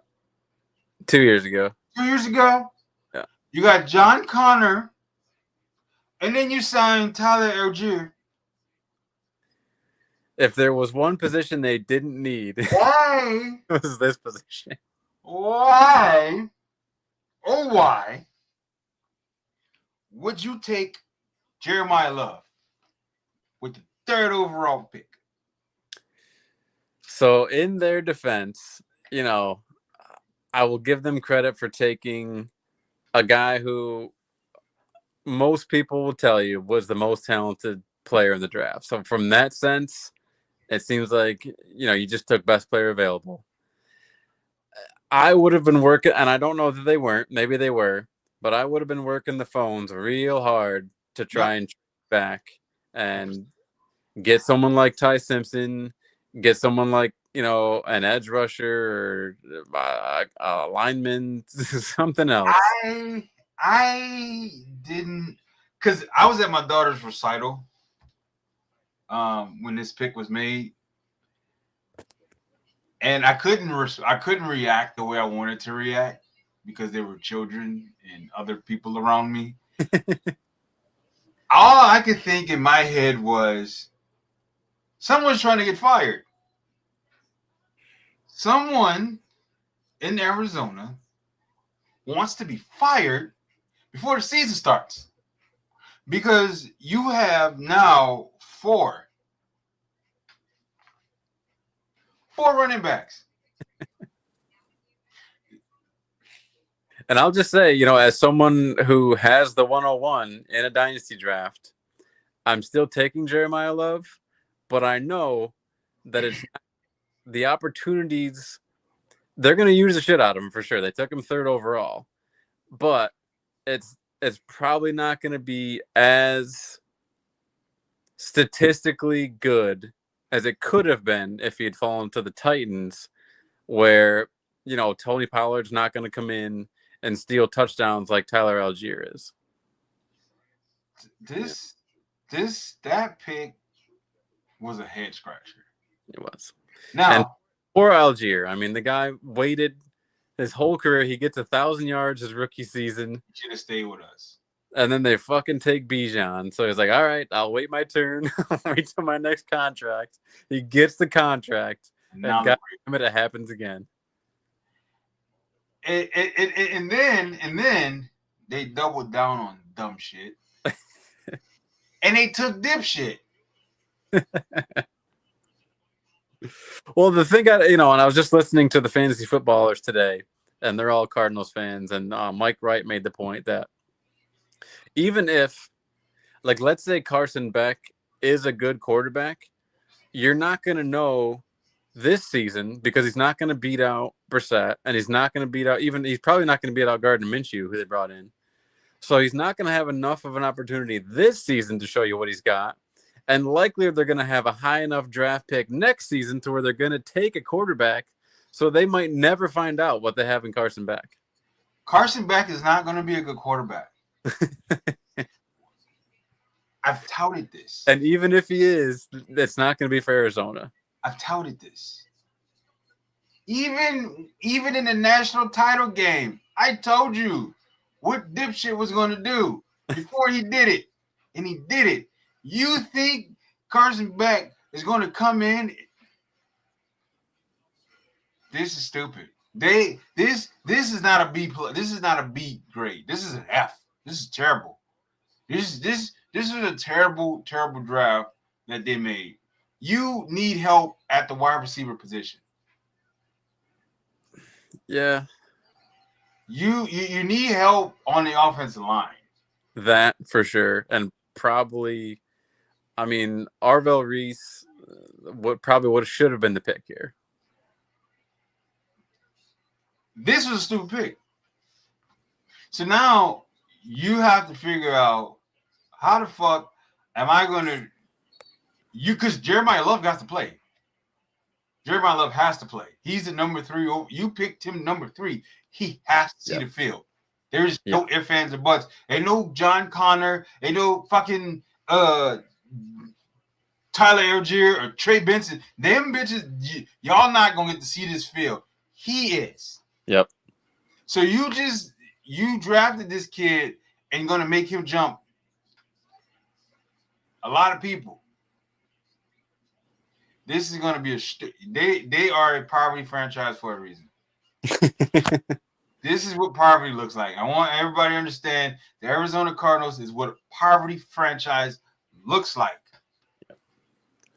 Yeah, I would have, give them a B- based off just taking the best player available, but they didn't do enough to address what they really needed. No, because what's the purpose of drafting a running back if your fucking offensive line is paper mache? What's the purpose? It's going to be like Ashton Jeanty last year. What's the purpose? As soon as he gets the ball, he's getting smacked.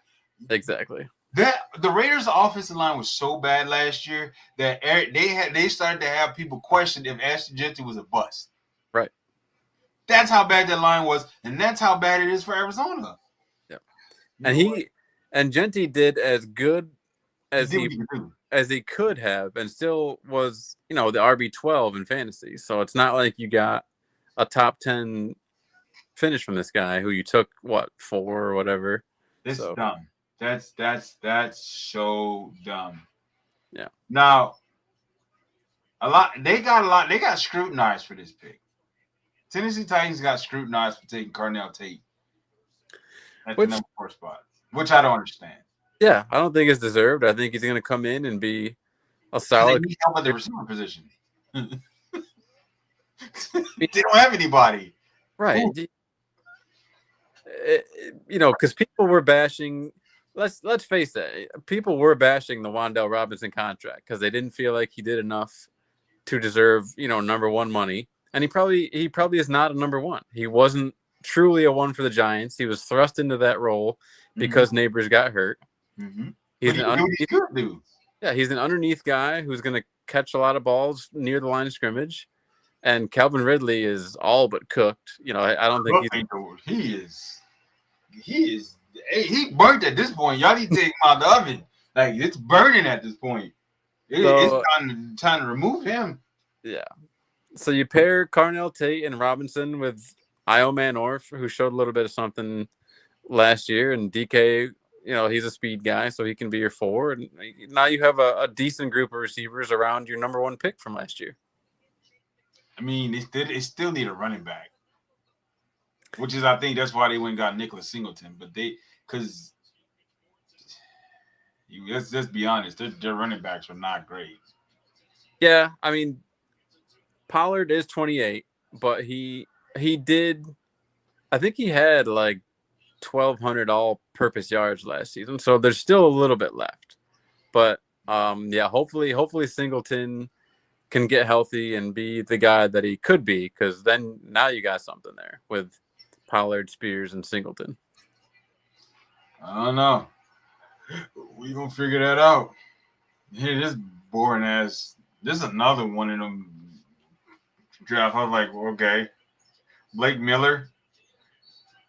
A lot of people. Listen, the Lions fans, they were loud when this guy was picked, and they weren't loud for the right reason either. They were not happy. But I mean, I guess you needed. I guess you needed the offensive tackle. Yeah, they lost Taylor Decker. He's in free agency now, so it's a position of need. Offensively, what else do you need, right? You've got the 3 wide receivers. You've got Laporta. You got Gibbs. So I guess they could have gone defense, but then they go ahead and get more there. I do like these two, yeah. I would say like you went got some Michigan guys, so yeah. I guess that helps, but I think, I think, and I'd have to look at their roster again, but they were hurting pretty bad as far as like their secondary goes last season. So I'm not sure cornerback in the 4th or the 5th is what I would have waited for. But also, Aiden Hutchinson was banged up. So the better your pass rush is, the better your secondary is going to look. So True. I just you see what Ben Johnson was and Aaron Glenn was for that team as coordinators. Yeah, for sure. Because they look awful. They didn't look like the same Lions last year. Yep. They struggled a lot. And Jared Goff, when you don't have a good coordinator to cover up Jared Goff's whatever he's lacking, it shows. And it fucking shows. Yeah, I mean, would you say a system quarterback is a fair label for him? 100%. 100%. Yeah, absolutely. He is for sure a system quarterback. And he's been in when he went to Detroit, when Ben Johnson took over, he was in a really good system. He was in a really good system in with the Rams. The problem is his intangibles or lack thereof is why they moved on from him. I mean, he can't move. Right. He can't run. He's not very elusive. I mean, we've seen it. We saw a lot of it.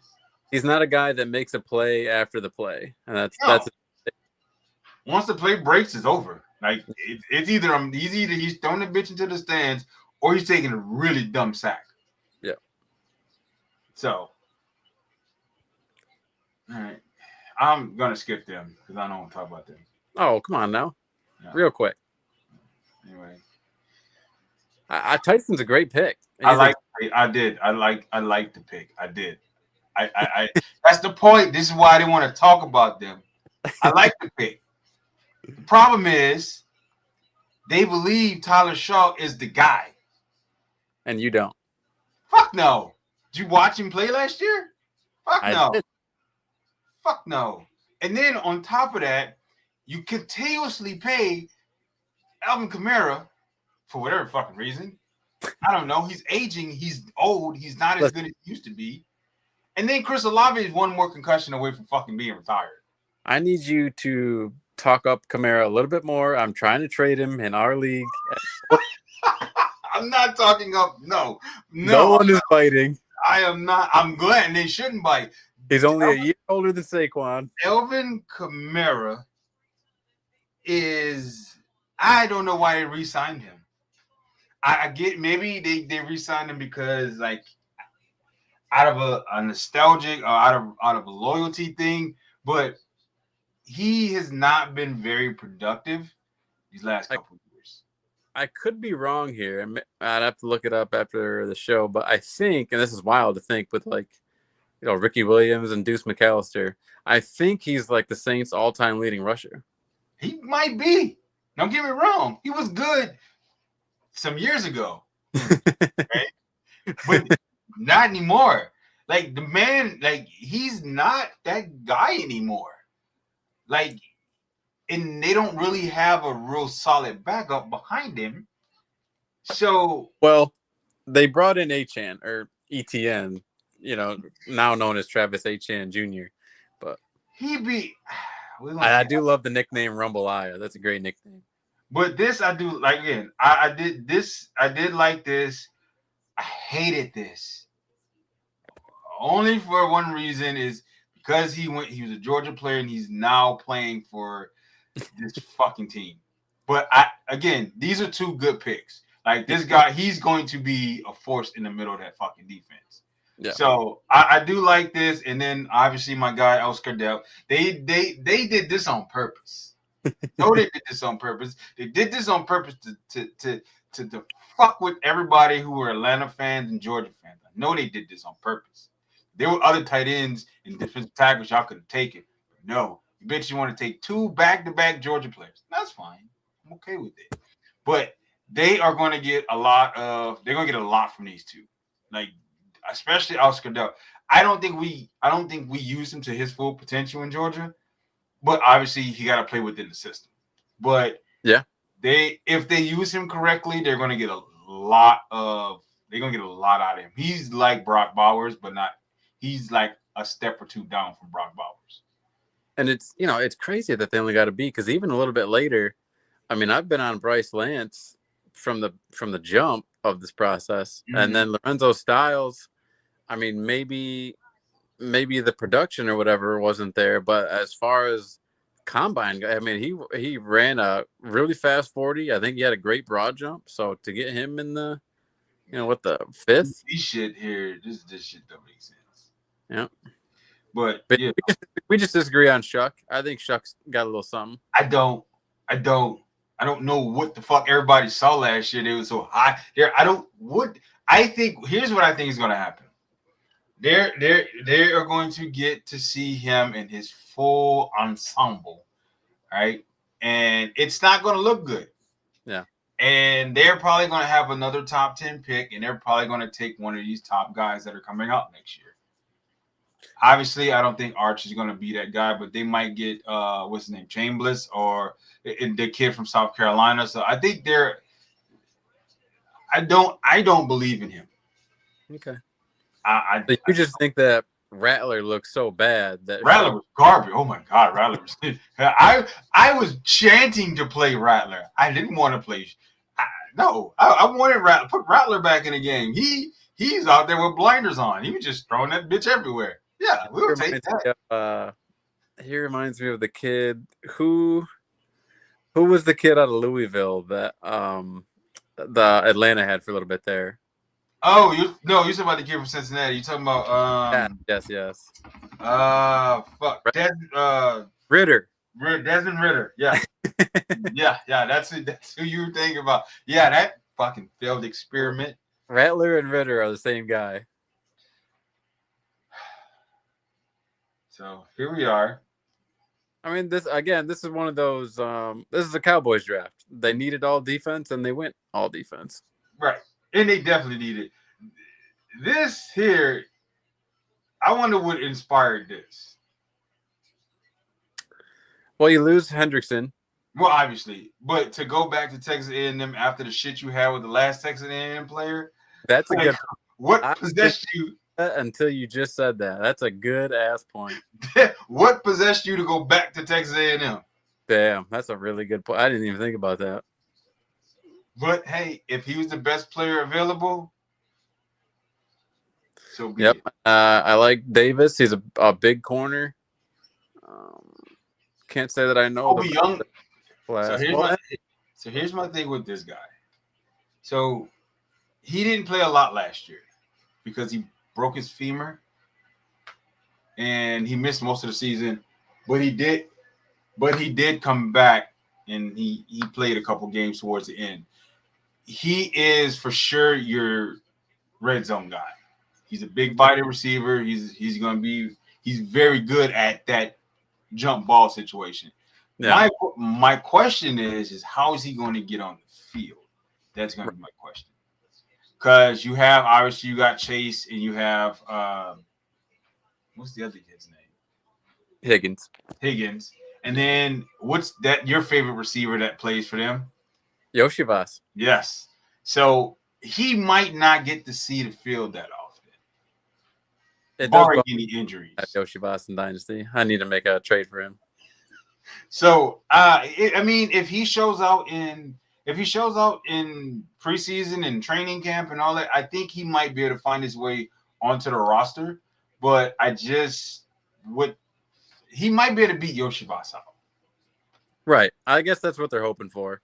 Because, I mean, they have Chase and Higgins locked up for several more seasons now. Yeah, they're not good. Yeah, they're not. Unless outside of an injury happening. But, yeah, he's raw, and I think he still needs some coaching, but he'll be all right. Yeah. Now, who do you in that division? Because that's a very interesting division that the Steelers won last season. Who do you think takes that division this next year? Ravens, Steelers, Bengals, Browns?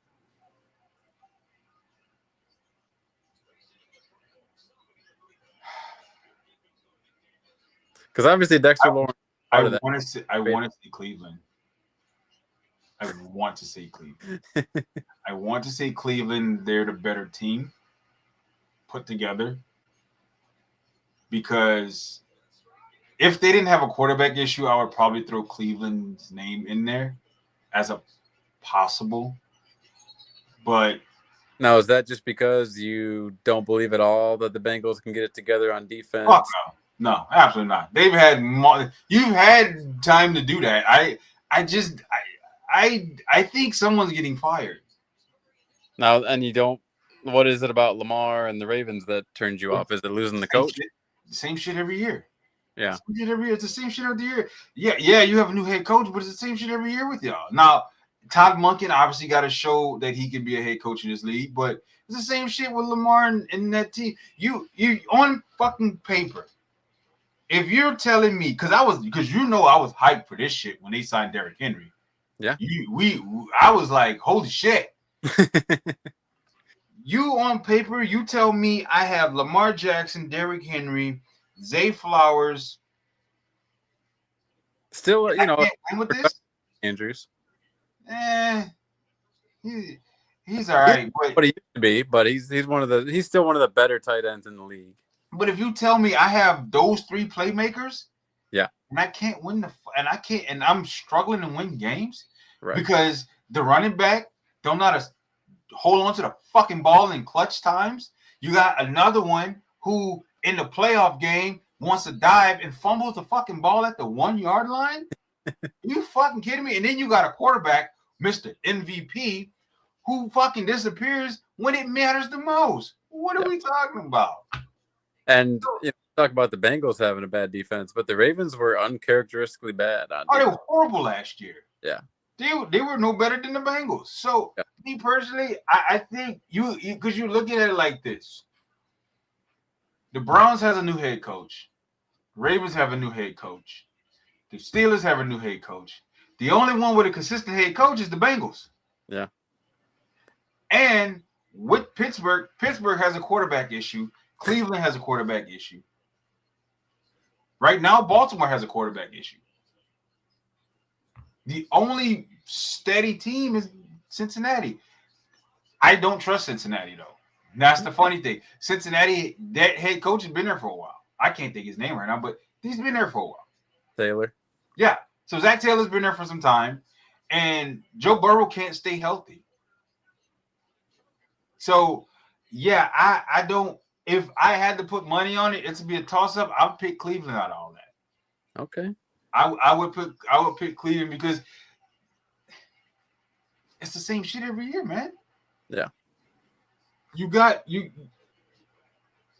I don't know. Pittsburgh don't even know if Aaron Rodgers is going to play this year. I would say what they just did with that right to whatever, I forget what the fuck it's called, but it seems pretty likely that he's back. Forget what they right to refuse or some shit. Yeah, they basically got the right to match any offer he receives. Yeah, but you have a quarterback. You have quarterback drama in Pittsburgh with a new head coach who we all seen couldn't coach his way out of a plastic bag. He had, we did win a Super Bowl with Aaron Rodgers in 2010, but that was so long ago. Yeah. So very, very, very, very, very long ago. And he's done nothing since. He was with the Cowboys. That was a dumpster fire. And now he's with Pittsburgh. Yeah. So I would say Pittsburgh just because I think they're the most balanced team in the division, but that's just me. I trust, this may be a bias thing for me. I trust Todd Monken because I know Todd Monken. I know the things he's done for Georgia. So I think he's going to put, and think about it, we won a national championship with Stetson Bennett. I think he's going to put Shedeur or whoever's in that position in the best position to win games. That's what I think is going to happen. Gotcha. But we'll have to see. But my pick will be Cleveland because for me, they're probably the most put together at this point. Okay. Well, you're gonna look fucking like a genius if they end up winning it. So. But here we are with the Colts. C.J. Allen was their first pick in the draft. They're getting a really smart linebacker. It feels like a very Colts draft. 100%. This is a very fucking Colts draft. No one's sexy, but probably some good football players. I just wish they would have addressed the receiver situation. because you let Michael Pittman go. He's with Pittsburgh now, and you stuck with what's his name? Pierce. Yeah, you stuck with Alec Pierce for what? Why? Why? What the fuck did you see from Alec besides the concussions and whatever the fuck else he was dealing with? Why? Why'd you let Michael Pittman walk? And you know what? Anyway, it was the rare third or fourth year breakout for him. Usually it happens in year 2, but they were patient with it. I just wish they'd address the receiver situation, especially because you bring back Daniel Jones, and we're not, who knows how healthy he's going to be. I mean, he tore his shit in the middle of the season, Yep. So you're gonna have to rely on Anthony Richardson to do whatever the fuck he's gonna do. But I mean, they bolstered their defense. They brought a bunch of guys in that they could possibly help out, but not drafting a receiver to the 7th round is crazy. It is crazy. I will say I saw Burks pretty high up in several people's rankings, so I don't know what he did to make him fall to the 7th, but he had to do something. Could be a steal. Could be a steal there. He's a super speedy guy. Caden Curry I like a lot. He's the one who fucking absolutely blasted Fernando Mendoza in that game they had. I don't know how Mendoza got back up, but he had a great game against Indiana. So these might be interchangeable pieces when it comes to that defensive line rotation. So yeah. If they put it together, they put it together. Yeah, they lost Nick Cross, so getting Halsey in there was a good move. This bumbling bullshit here, everybody need to be fired. Everybody, why the fuck would you take? See, I had a lot of problems with this draft. A lot. See, the problem is, why the fuck would you take a guy who didn't play but 3 games last season at the 18th spot? Guess they got to believe. And you didn't address the quarterback situation that you have. Because why would we address JJ McCarthy? And also I'd have to look at the roster, but I mean, you traded away Grenard, so clearly you have a hole at edge now. Big asshole. So you bring in him, who was injured all of last year, which is why he played 3 games. That's why there's no tape on him. You just a fucking fullback? Why? That's worse than drafting a punter. How the fuck would you draft a fullback? This person probably wasn't on anybody's boards. You could have picked him up as an undrafted free agent. It is, it's not. The Vikings are again normally one of those teams that does pretty well in the draft, but I did see Banks high up in rankings early on, but I didn't know he only played a couple games last season because he broke his foot. So that's not good. It was something with his foot. I think he broke his foot last year, and he only played 3 games. And so you're going to rely on Kyler and JJ to compete for the starting position. Obviously, Kyler's probably going to get it. Yeah. Yep. No, I think the offense is probably going to be fine. This is stupid.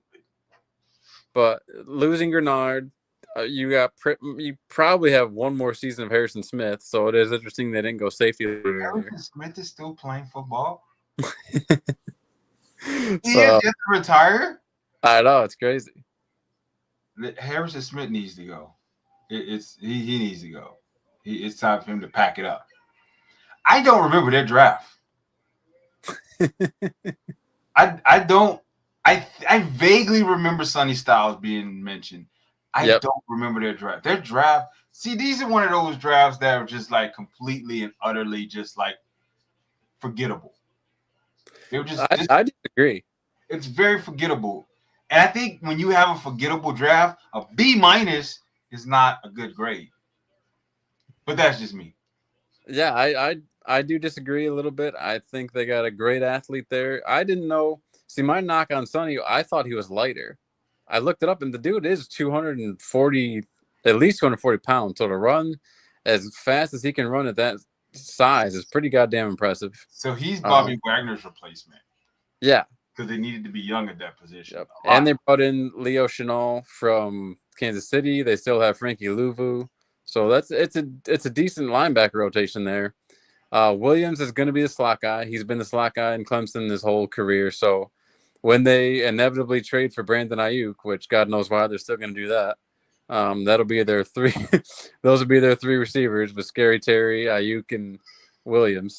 So I wouldn't trade for.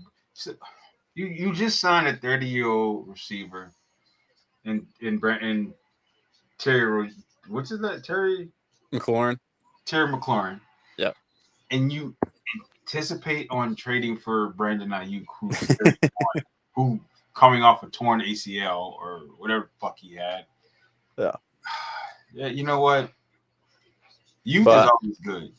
Yeah, I do like Joshua Joseph could be something. Then Fat Man Katron Allen. I think he could compete for running back.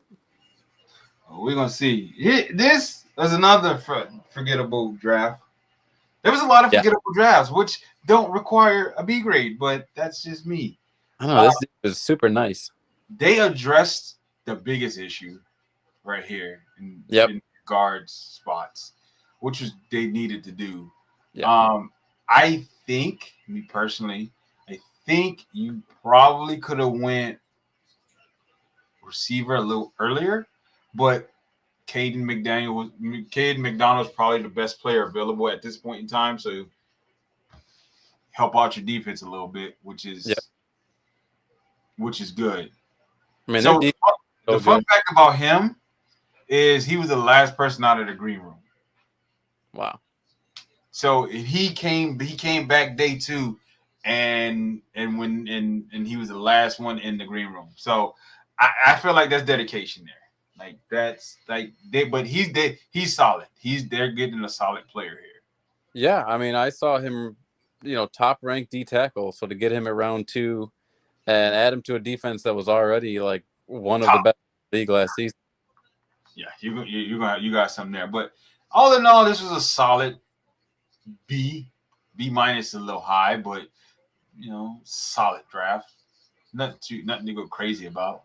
And they only went receiver the 6th round with Lewis Bond, who was a good player. It is a little confusing though, just because now you have Nico, Higgins, Jalen Noel, both guys you just drafted in the 2nd round last season. Hutchinson is still there, isn't he? Because he played a couple games last year. To go with Hutchinson, and you got Tank Dell coming back. Yeah, I forgot about him. It's pretty damn crowded. Somebody gonna be a return man. Somebody not gonna make the roster. That's what it's gonna be.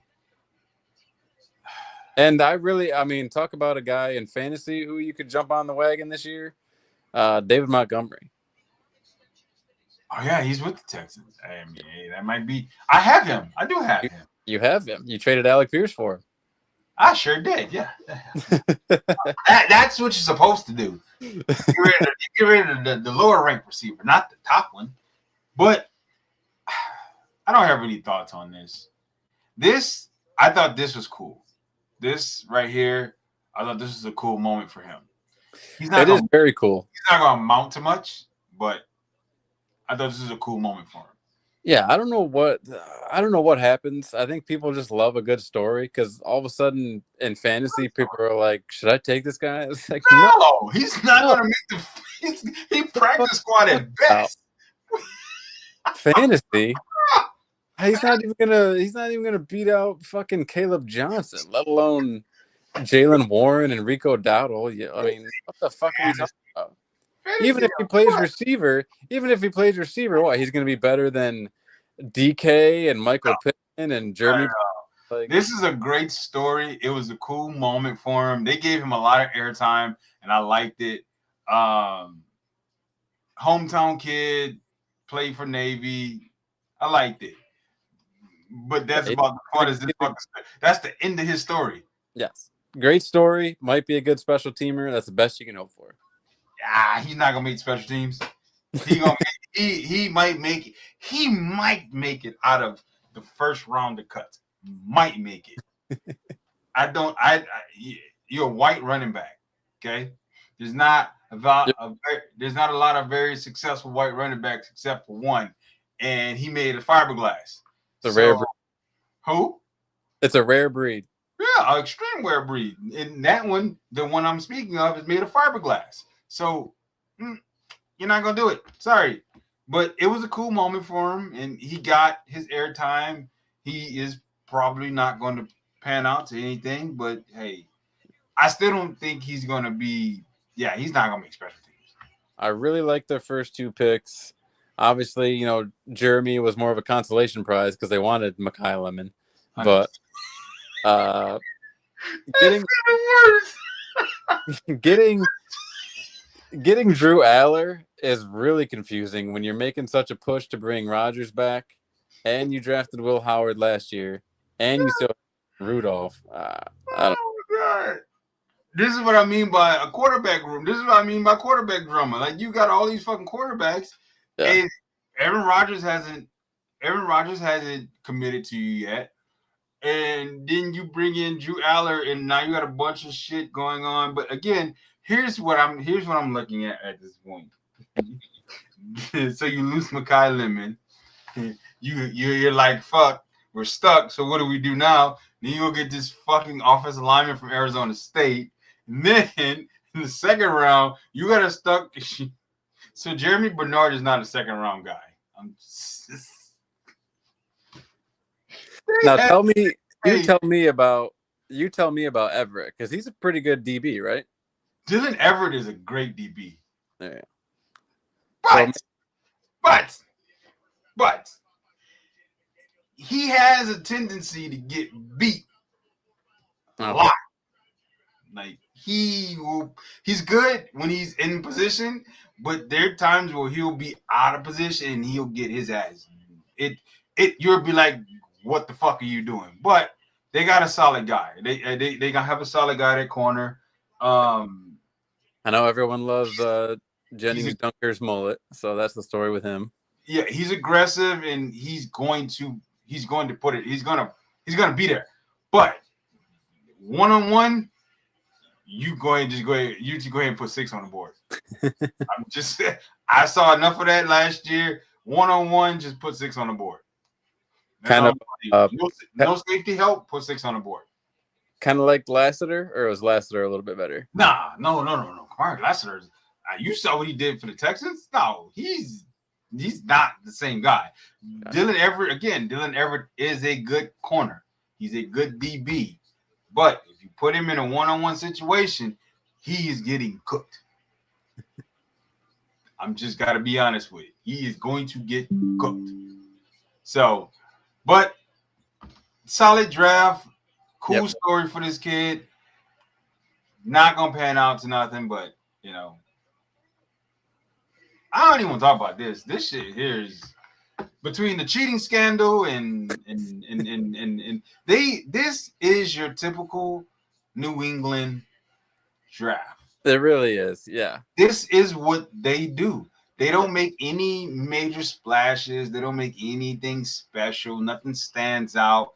They get a bunch of guys that you can just plug and play, and they might be okay. Right. I mean, I would be more excited about Raridon, but I guess he has that injury history, so he never really got to show what he could be. And yeah, it's just a bunch of. I mean, I like Jam Miller; he's okay, but obviously you already have Stevenson and Henderson. So I mean, how much is he going to play? And then nobody else really stands out. No, this is in the age C+. Finally, we got a wow. That makes sense. Holy cow! Finally got a grade that makes sense. Here's the bullshit that I had to talk about. Okay, here we go. So this is bullshit. They kiss my ass. I don't care whoever wrote this shit, stick a pin in their eye. Because this is bullshit. A C+ is garbage. Getting Avion Terrell in the second round at the 48th spot when he was on a lot of people's boards as a first round pick. Right. Perfect.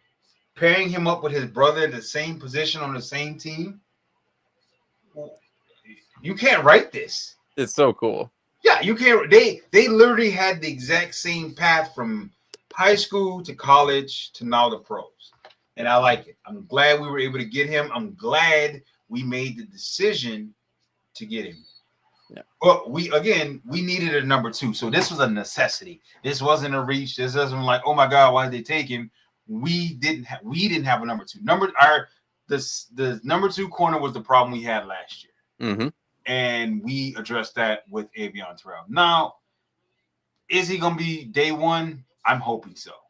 But he may be more slot for a while. But I think with is it Xavier Watts when he comes back, because I think he got hurt last year. When he comes back, I think he's going to be that slot corner. So Avion Terrell may be our number 2 guy. I was going to ask you to remind me because I didn't watch a whole lot of.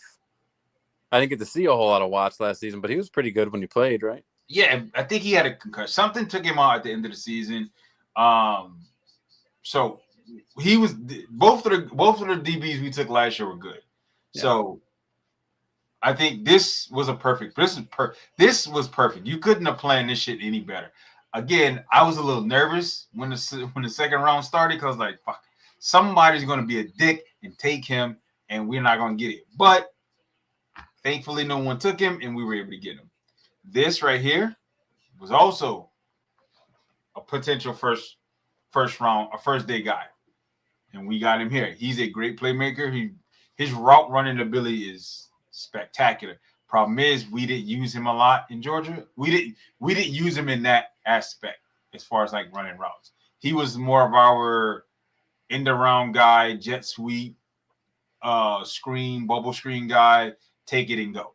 That's what he was. Yeah, something like 50% of his routes were screens, which is 100%. 75% of our offense was screens. So that's what he did. And could you enlighten me, because I didn't look a lot into the story? What the fuck happened with him getting arrested for standing on a sidewalk? Apparently, so here's the thing. He was standing on the sidewalk or something of that nature. The police officer told him to move. Him being the individual that he is, he just like, no, I'm not moving. Cop was like, cool, I'll take you to jail. Which, I mean, we've seen, But some Cam Newton said it best. Go the fuck home. Oh, you want me to leave? Yes, officer, I'm leaving. Why would you fuck with your money like this? Yeah. Why would you? Because you know what's funny? I promise you, if that doesn't happen, he probably can get. He probably is in Cleveland right now. Well, the thing is too is a lot of times, and listen, I've dealt with the cops before. I get it. When you feel like you are being fucked with for no good reason, it is very tempting to stand your ground and argue your point. But ultimately, you are better off just walking away. Your mouth shut. If you got to go to jail, go to jail. But let your lawyer handle it, and don't try to fucking handle it yourself. It don't make you less of an individual. It don't make you a bitch. Just walk away. Yeah. I believe if he doesn't get arrested, I believe he's probably in Cleveland, because him and KC Concepcion are probably about the same type of receiver. Right. They're both speedy guys. They're probably about the same in stature. He's better. They both run routes really well. I'd probably go with Zachariah Branch over KC, just by a hair. So I think if he doesn't get arrested, he's probably in Cleveland right now. And as far as the rest of the class goes, I mean, I didn't watch a whole lot of Thompson. I don't know. I don't know a lot about. I watched a couple Oklahoma games, and the boy jumps off the he just pops out. Okay. He's a very instinctive linebacker. And he's very aggressive. So I think he's probably gonna be a good cover guy, and we're probably gonna blitz him every down so often. I didn't watch anything on this kid. I don't know shit about him or him. Well, what I was going to say is it's not the end all be all because plenty of guys come from smaller schools, but it's a good bet to take guys from big schools like this. 100%. Yeah. So, But the fact that their whole class is from big schools, that's not a bad thing. And we also have. So here's the craziest thing. We also have another guy. So we've taken Washington players before. So we have another guy from Washington who is yet to play, who has yet to play in the regular season. We drafted him when we drafted him the same year we took Penix. What was it? No, I think we took him the year before Penix. Problem is he keep tearing shit, and he is yet to fucking play. So at this point, Braylon Trice. Yes, Braylon Trice is his name. Yes. Yeah. So at this point, my fingers are crossed, and I'm praying to God that he gets to play a snap in the regular season. Because if not, he has to go. Yeah. But I don't know much about him or him. When his name flashed across my screen, I was super excited. I mean, watching LSU a couple seasons ago, he's a guy who you talk about jumping off the screen. I mean, Perkins was constantly in the backfield. I watched. I think it was the A&M game that I watched, and I was like, "Holy shit, this kid's a fucking monster." Yeah. Obviously, the ACL tear didn't help, but with the staff we have at the quarterback and Jeff Ulbrich as our defensive coordinator, they are going to find something for him to do. Oh yeah. Yeah. And it's good insurance. If you don't get too many games out of Pierce this season, it's good to have another guy. And they Ebiketie in Philadelphia now, so I wish he'd have panned out. Yeah. I do. I wish he'd have panned out. I still don't like this shit. But it is what it is. Talk about I wish it panned out. Vice versa. I'm hoping for the best for Sidney Brown. I really hope he is good in Atlanta. I think he's gonna be a special teams guy. I think they're gonna put him on special teams because he did a lot. He did a lot for y'all on special teams last year. So I think that's what he's gonna. We brought him in because I don't see him starting at our safety position because we got what's his name? Justin. What the fuck is his last name? Do they still have Bates? Yeah, Jesse Bates. So we have Jesse Bates, and then we have the other kid that we drafted last year. And then, so I don't think he's going to be at safety. If they have a package for him, maybe, but he's probably going to be a special teams guy. But again, there's your sleeper. There you go. So yeah, this again unforgettable. Don't even remember them at all. And I mean, my buddy, who's a diehard Packers fan, was most excited about Trace Mack. So that tells you a little something there. A fucking kicker. So that tells you a little something. Hey, you know what? The weird thing is this: is that you cut your entire defense,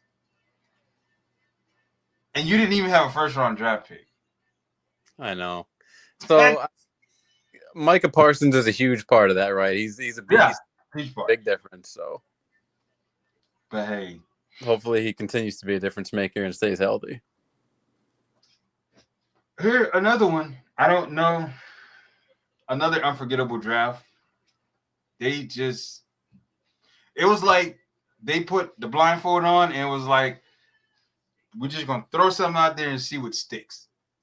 Because this shit don't make sense to me. So they traded their first and I think another pick to get Jalen Waddle. So that was part of it.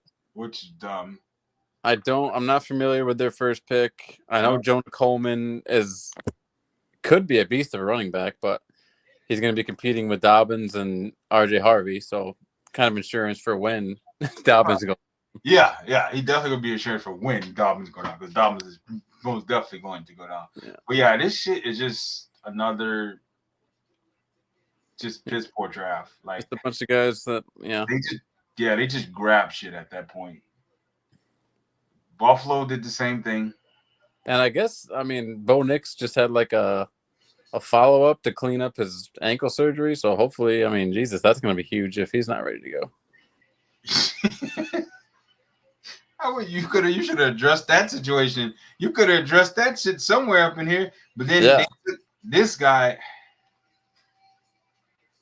this poor bastard, this Mr. Irrelevant right here. Oh, that was Mr. Irrelevant? Yeah, he's the last pick in the draft. And he's not going to pan out. No, probably not the next Brock Purdy. You're right. Yeah. You know what bothers me about Buffalo? It's not even their fucking draft. They do this every fucking year. Yeah, the same fucking shit, the same fucking year. The fact is, you benched Keon Coleman a number of times last year and told everybody to go fuck themselves, and they were trying to trade for him. Oh, we believe this is going to be the best year of his career. Really? You benched this man for being late to meetings. You benched him for other weird. You made him a healthy scratch a number of times last season. Why are you hanging on to him? Right. You know why they're hanging on to him? Because they don't want him to go somewhere else and shine like he's supposed to and have people look at Buffalo like, hey, y'all a bunch of fucking idiots. And don't they have a new coach too? Well, yeah, he was the OC from last year, but yeah, he is the new coach. Yeah.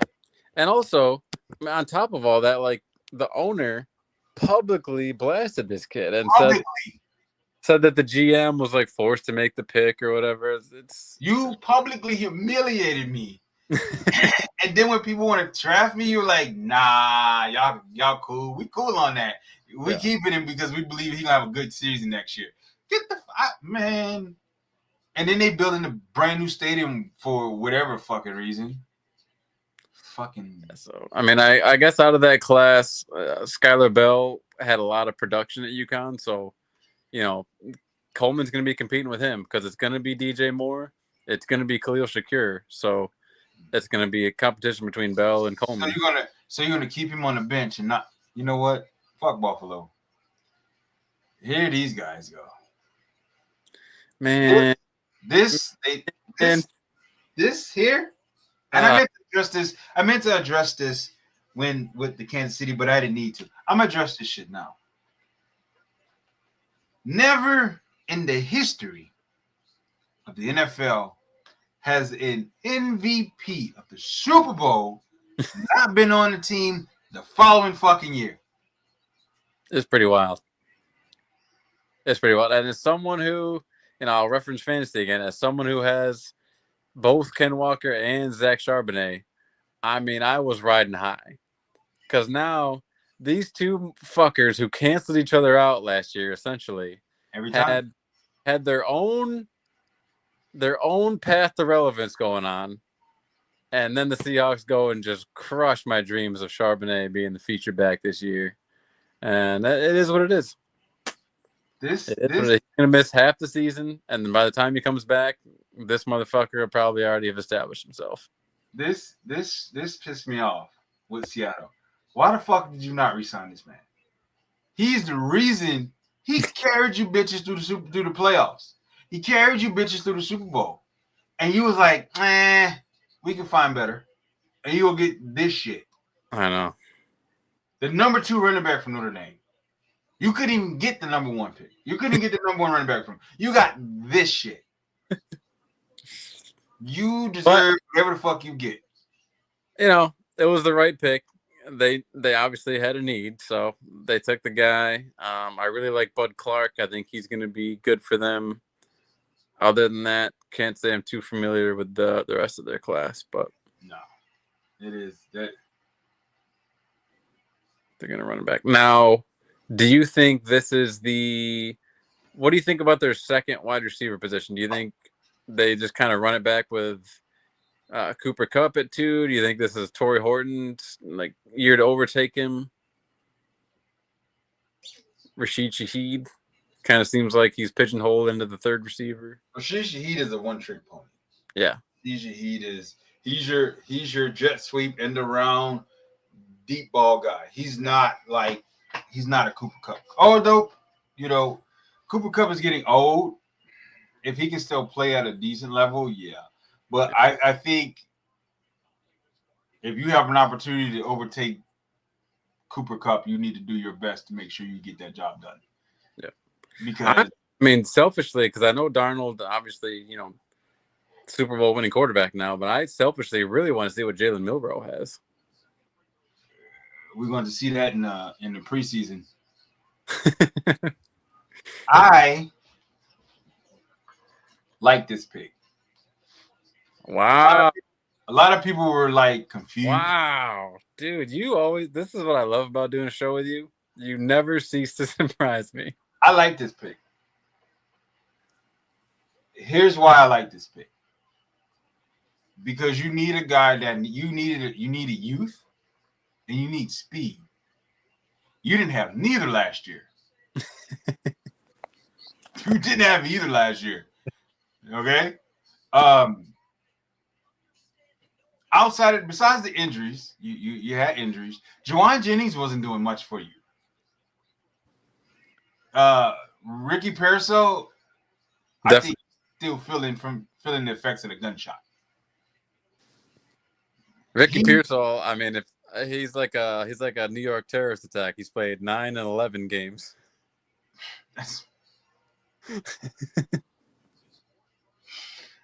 I think at this point, honestly, this is like I like this pick because I remember this dickhead.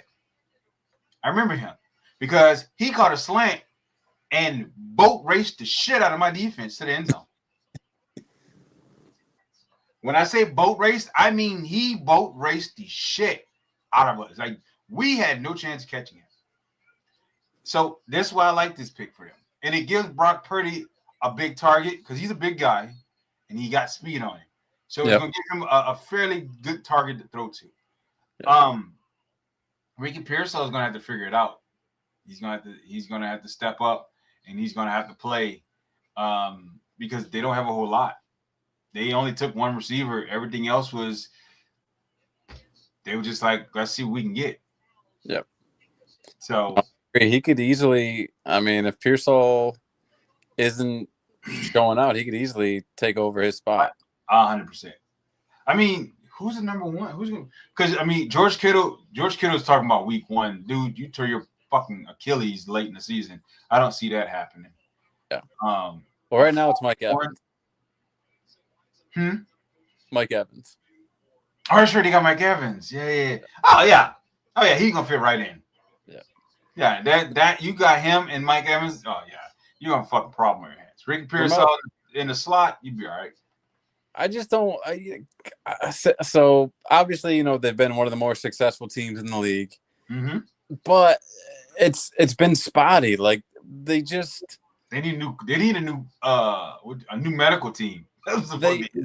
They hit on these guys late, like Brock Purdy, and then these early guys. I don't know. They just they're one of those teams that like seems to think they're smarter than everyone else because they take these guys out of place like Stribling and I mean Kalen Black was not projected to go in the 3rd round by anyone. So it's a very strange way they do their evaluations, but as long as they keep winning, I mean, there's only so much you can say. Yeah. Well, they got to figure it out. Yeah. Jacksonville didn't do shit. Not a fucking thing. Finally, a fitting grade. Very fitting. They didn't do shit. This is the definition of didn't do shit.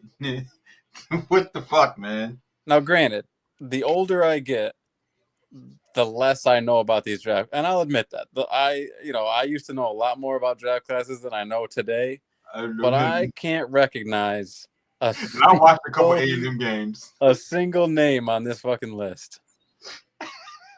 I watched a couple A&M games. I don't remember neither. The most famous game that I watched for A&M was the South Carolina game. I don't remember either one of these dudes' names being called. Okay, I don't think I saw an Oregon game this year. Oh, okay. So yeah, Pregnon, that's a good pick. Wesley Williams, I did watch in the Senior Bowl. He was good, but yeah, other than that, They went with Middleton. What Middle Tennessee. I mean, D plus is this. hopefully he's as good as fucking Reed Blankenship, but Doubt it. Highly doubt it. But they got to figure that shit out. That is hilarious. And then these dipshits. Nah, this is not fitting. This should be an F. Is this the last team here? This is the Rams. Yeah. Look at the shit. This is their draft. This is you, motherfucker. You. Well, I don't know. No, I don't know my ass. Be honest. This is bullshit.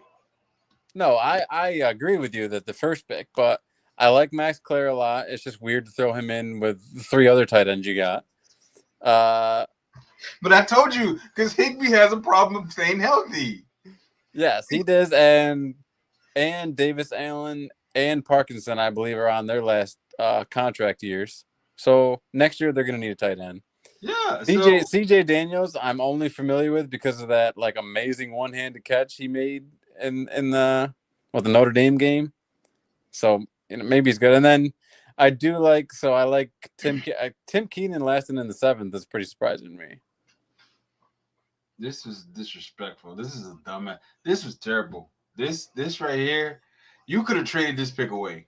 You could have just traded away and traded down, and he still would have been there. Still would, yeah. He still would have been there. Yeah.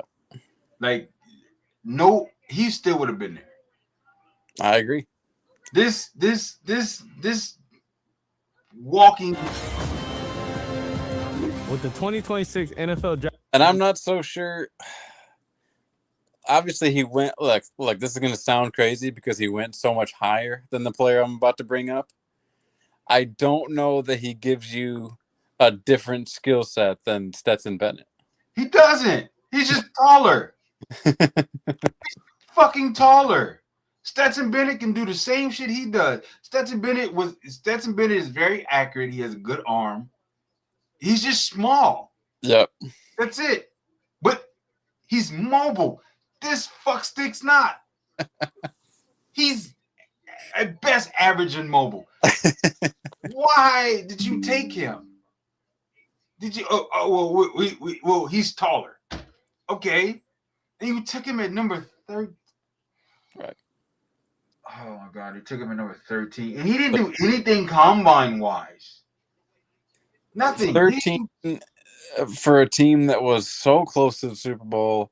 You went with the quarterback. In a class 1 year before a class that's supposed to be a deep quarterback class. If you're so worried about developing a quarterback for the future, I feel like you could have done it next year. 100%. This doesn't. They say his comparison is Mac Jones. That is a perfect fucking comparison because neither of them fuckers know how to move. This is perfect because they were the same goddamn school and they both fell on their fucking faces. Man, What are we talking about here? Why do people keep drafting Alabama quarterbacks? Jalen Milroe is going to sit. Yep.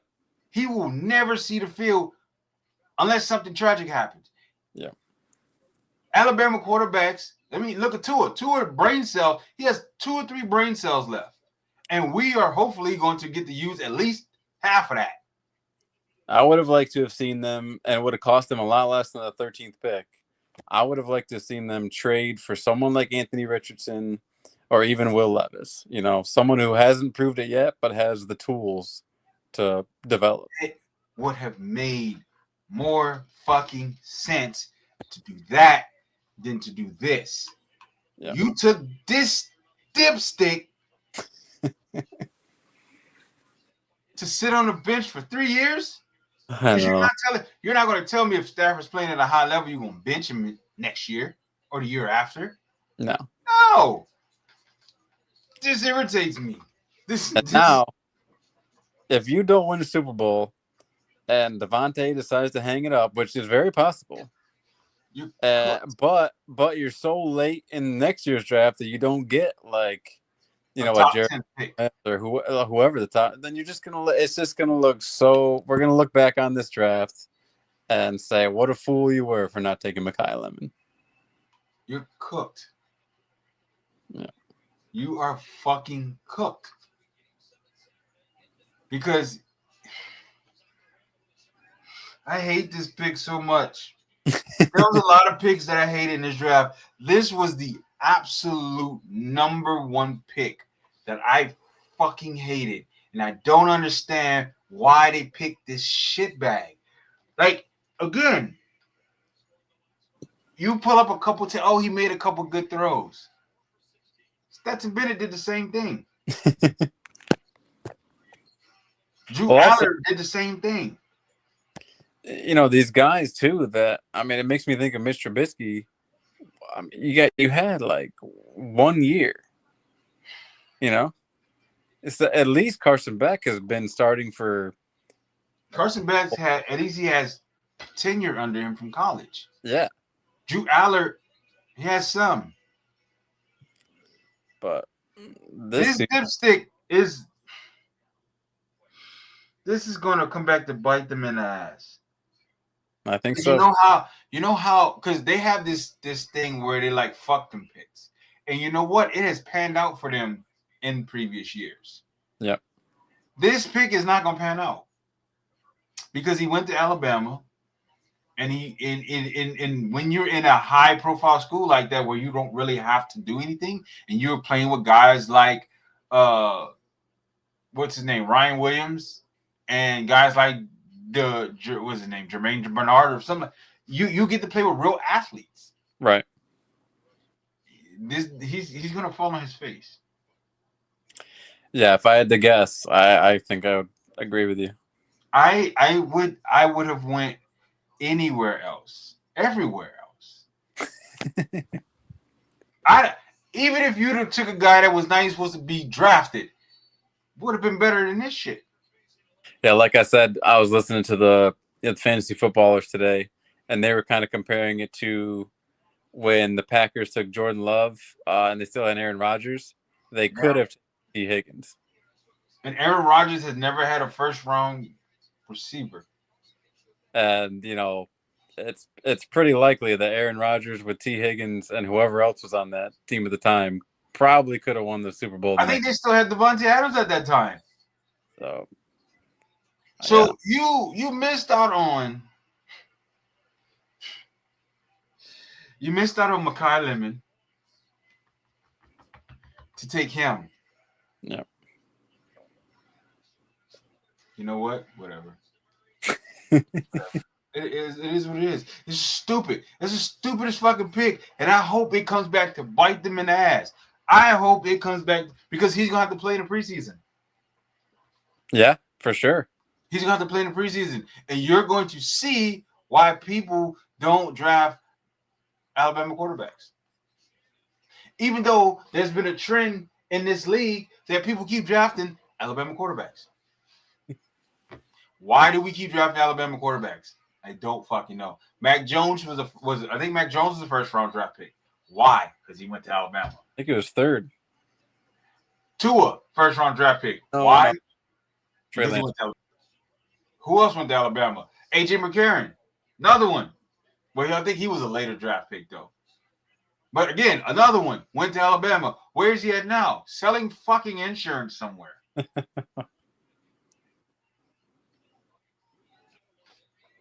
It's the same pattern.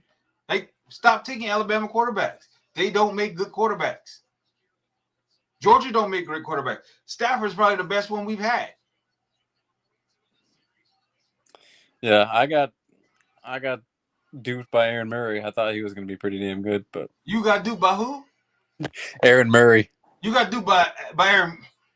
I could have told you he wasn't going to pan out. He looked pretty good in college. Everybody looks good in college, but I actually watched it. Aaron Murray deserved where he's at right now too, because he's doing broadcasting, and that's where the fuck he needs to be. Okay, that's where he needs him and Jake Fromm and all the other fuckers. Stetson Bennett was probably the best. Stetson Bennett was probably the best quarterback that came out of Georgia. Man, then did Eason go there? Yeah, Jacob Eason. He went there, but we transferred to Washington. Yeah, man, and didn't pan out to nothing.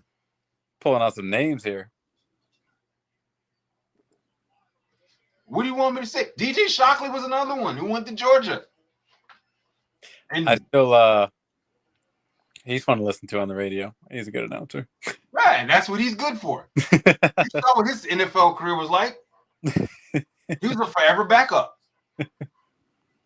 So yeah, no, you take like Georgia and Alabama don't produce good quarterbacks. I don't know why. They just don't. Is Stockton supposed to be their guy next year? Yeah, Gunner is going to be there. Cleveland's a sophomore, so yeah, he's going to be the guy. But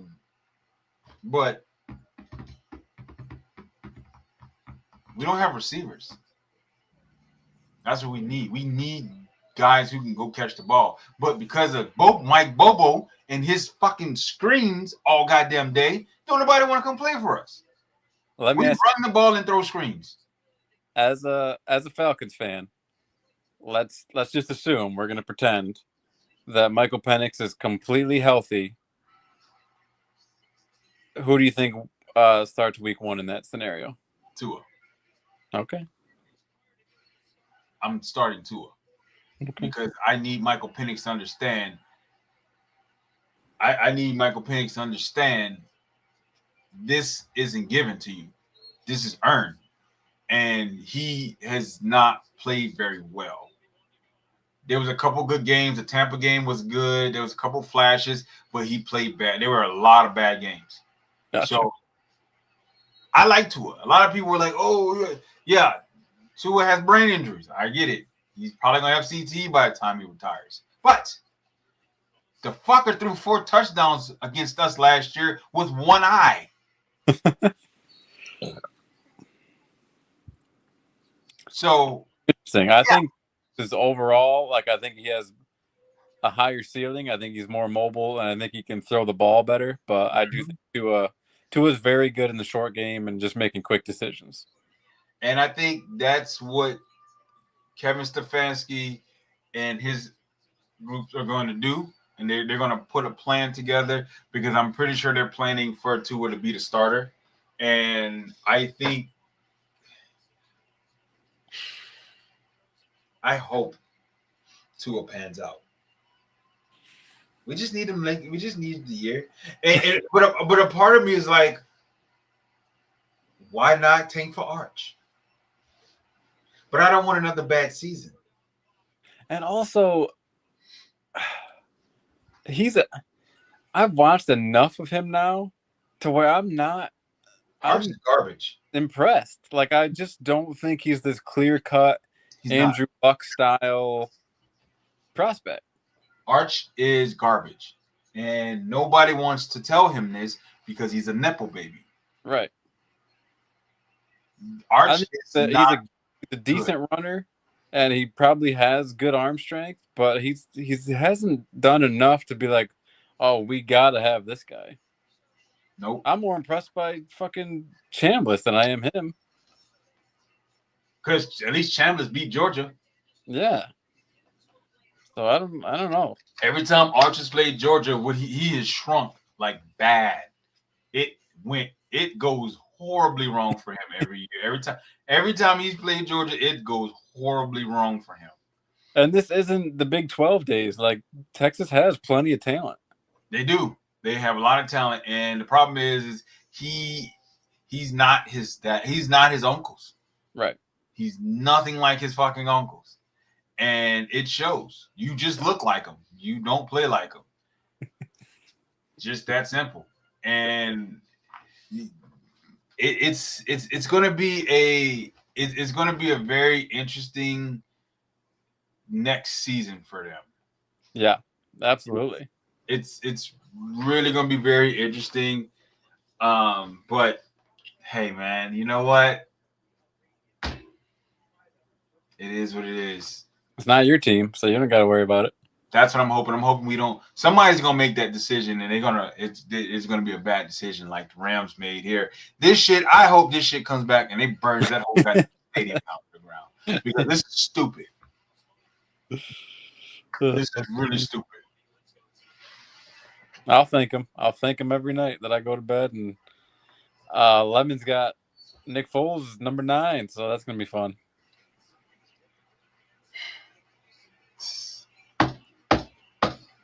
Some people just think they're smarter than everybody. But here we are. Here we are. And It only took us 3 hours to get through this. this was fun. I like this. But It was fun. It was well overdue. No matter how long it is, I feel like great discussion. Hopefully, everyone else thinks it too. this is dumb. This is very dumb. I'm never gonna let. I'm not. I can't get over this shit. But all in all, I think this is a very good draft from top to bottom. There's a lot to talk about. Yeah, definitely. It's going to be interesting to see how the stories play out as mini camp starts and training camp starts, and we get down to preseason and the beginning of the season. So, Hey, and I just want to commend you.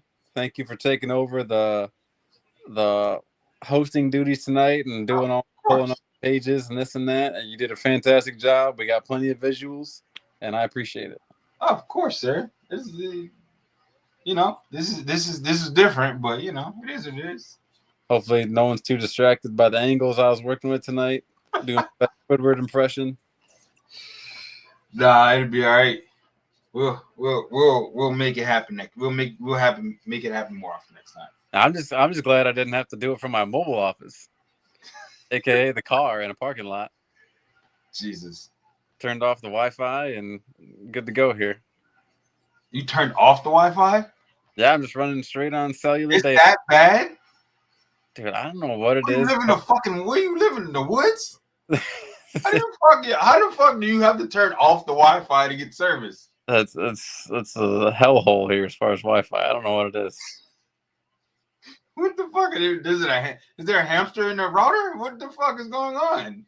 Yeah, I had my mom's on top of the roof right now holding up a satellite. What the fuck?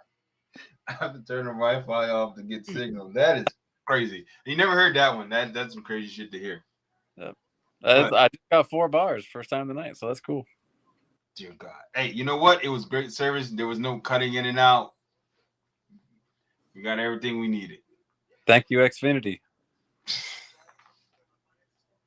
Just made the switch recently. I was able to knock down my bill. Xfinity gets a lot of shit, and rightfully so. But if you go in and you talk to someone, you might just come out better than you thought. I hate going into those places because I'm 100% convinced that I'm going to get swindled every time, no matter what. But I feel like I made out this time. Well, I guess before we go, so the Knicks set a franchise record tonight by beating the Atlanta Hawks by 51 points. Wow.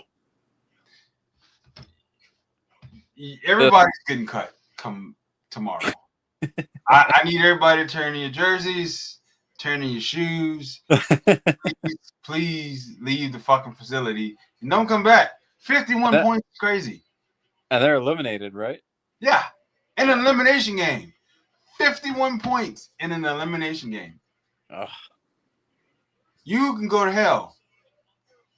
The whole coaching staff, team, everybody, the staff in the fucking arena, the concession people, all y'all can go to hell.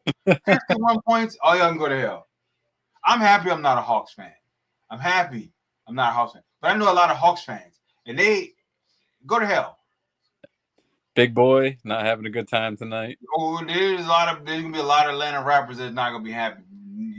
They all want go to hell. But that's the thing, You know what's crazy is the only success Atlanta has had, or Georgia in itself has had team-wise, is the Braves and the Bulldogs. Mm-hmm. The Falcons have shit the bed. The Hawks have shit the bed. I'm pretty sure there's a soccer team somewhere mixed in there. And the Atlanta Dream or the WBT, they're shit too. Atlanta has not seen a whole lot of success from their sports teams. Georgia in the whole has not seen a lot of success. Like I said, the Bulldogs, They were supposed to do 21, 22, 23. They did that year, and then the Braves ended up winning the World Series. And then you look at the rest of those fucking teams, and you're like, what the fuck are y'all doing? For what it's worth, here in Augusta, only 2 hours away from Atlanta, I can't recall a single time I've seen a Hawks bumper sticker. And you won't, especially after today. 51 points. You're not about to see a Hawks sticker. You'd be lucky if you see a Hawks jersey. Not even a flat brim. No, not at all. So, man, this was fun. It was fun, dude. Thank you for joining me tonight. Glad you. One thing people need to know: Nate is the easiest dude to work with. I mean, I text him literally the day of most times, and he's always available. Bro, I don't. Unless it's like a soccer day, I don't do shit. Like literally, I don't do shit. When I go to work and I come Didn't home. have to tell on yourself like that, but I don't do shit. I go to work and I come home. Unless it's a soccer, unless my daughter has soccer, I don't do shit. I go to work, I come home, and that's my life. I play video games. I stay out of trouble. That's it. And that's what it should be. Right. So I mostly agree. But yeah, I mean, this was fun. We have to do this again next time. Well, I think I would probably say when mini camp, close to training camp. I mean, we'll probably do another one soon, but I think a lot of the storylines that we're going to be looking for as far as a lot of these draft guys is going to be when mini camp starts. Yeah, and also we'll probably have some cuts. I know we'll have a trade. June 1st is a big NFL day, so around there, we'll probably have some stuff to talk about. Yeah, we definitely do. So we'll set up some things and we'll try to do this again. As soon as AJ gets traded, literally on June 1st. To the Patriots. It's so that Patriots is a golden, I'm assuming. That's I think it's locked in. All right, well, they locked in then, and that's what it's gonna be. Diana and her fucking illegitimate child named Mike. That is crazy. To get caught and fucking that is wild. that is you're a fucking NFL head coach. You don't think nobody's watching you, sir? Oh, You're an NFL head coach. You were just in the Super Bowl. Yeah. You don't think? And now, here's how bad it is now, right? So his wife was just out of the public eye, just a regular old wife. And now you got the public eye. Now you got TMZ reporting, oh, Mike Vrabel's wife spotted still wearing her wedding ring. It's like, God damn it, she's gonna have to do go to hell. What the hell? What the fuck, bro? You know what? He's an idiot. Yep. Even if it was harmless, you're an NFL head coach who is just in the Super Bowl. What are you doing? And with a reporter of all things. Men, I'm talking to you right now. Learn your lesson from Mike. Whatever you think is worth it, it's not worth it. Someone's always watching you. Yep. Even if you don't think you're being watched, someone is always watching. We got too many young men growing up these days, gooning and doing weird shit on the internet, and you need to know to act right around women. I don't know. Mike, he deserves whatever he gets. The league's not going to do nothing to him because morally, is it wrong? Yes. But he didn't do anything detrimental to the team. Yeah. So you cheating on your wife. We were cheaters at one point. That is the perfect team because the owner's out there getting rub and tugs. So right. And we were part of Spygate and Deflategate. So we're cheaters too. Kristen himself with a barely legal chick. And then we had Stephon Diggs, who's also a cheater. So hey, we condone cheating. The Patriot way is a whole new. That's the Patriot way right now. Fucking stupid, man. Anyway, man, this has been a fun show, man. It has been a fun show. Thank you very much. Yeah, absolutely. So You gonna sign us off? I was just gonna end the stream. I've been Dylan. He's been Nate. You've all been fantastic. Stay here for the whole 3 hours. Why not? Might as well. We might as well make it a cool 3 hours. Love you, MFers. We'll All see you next time.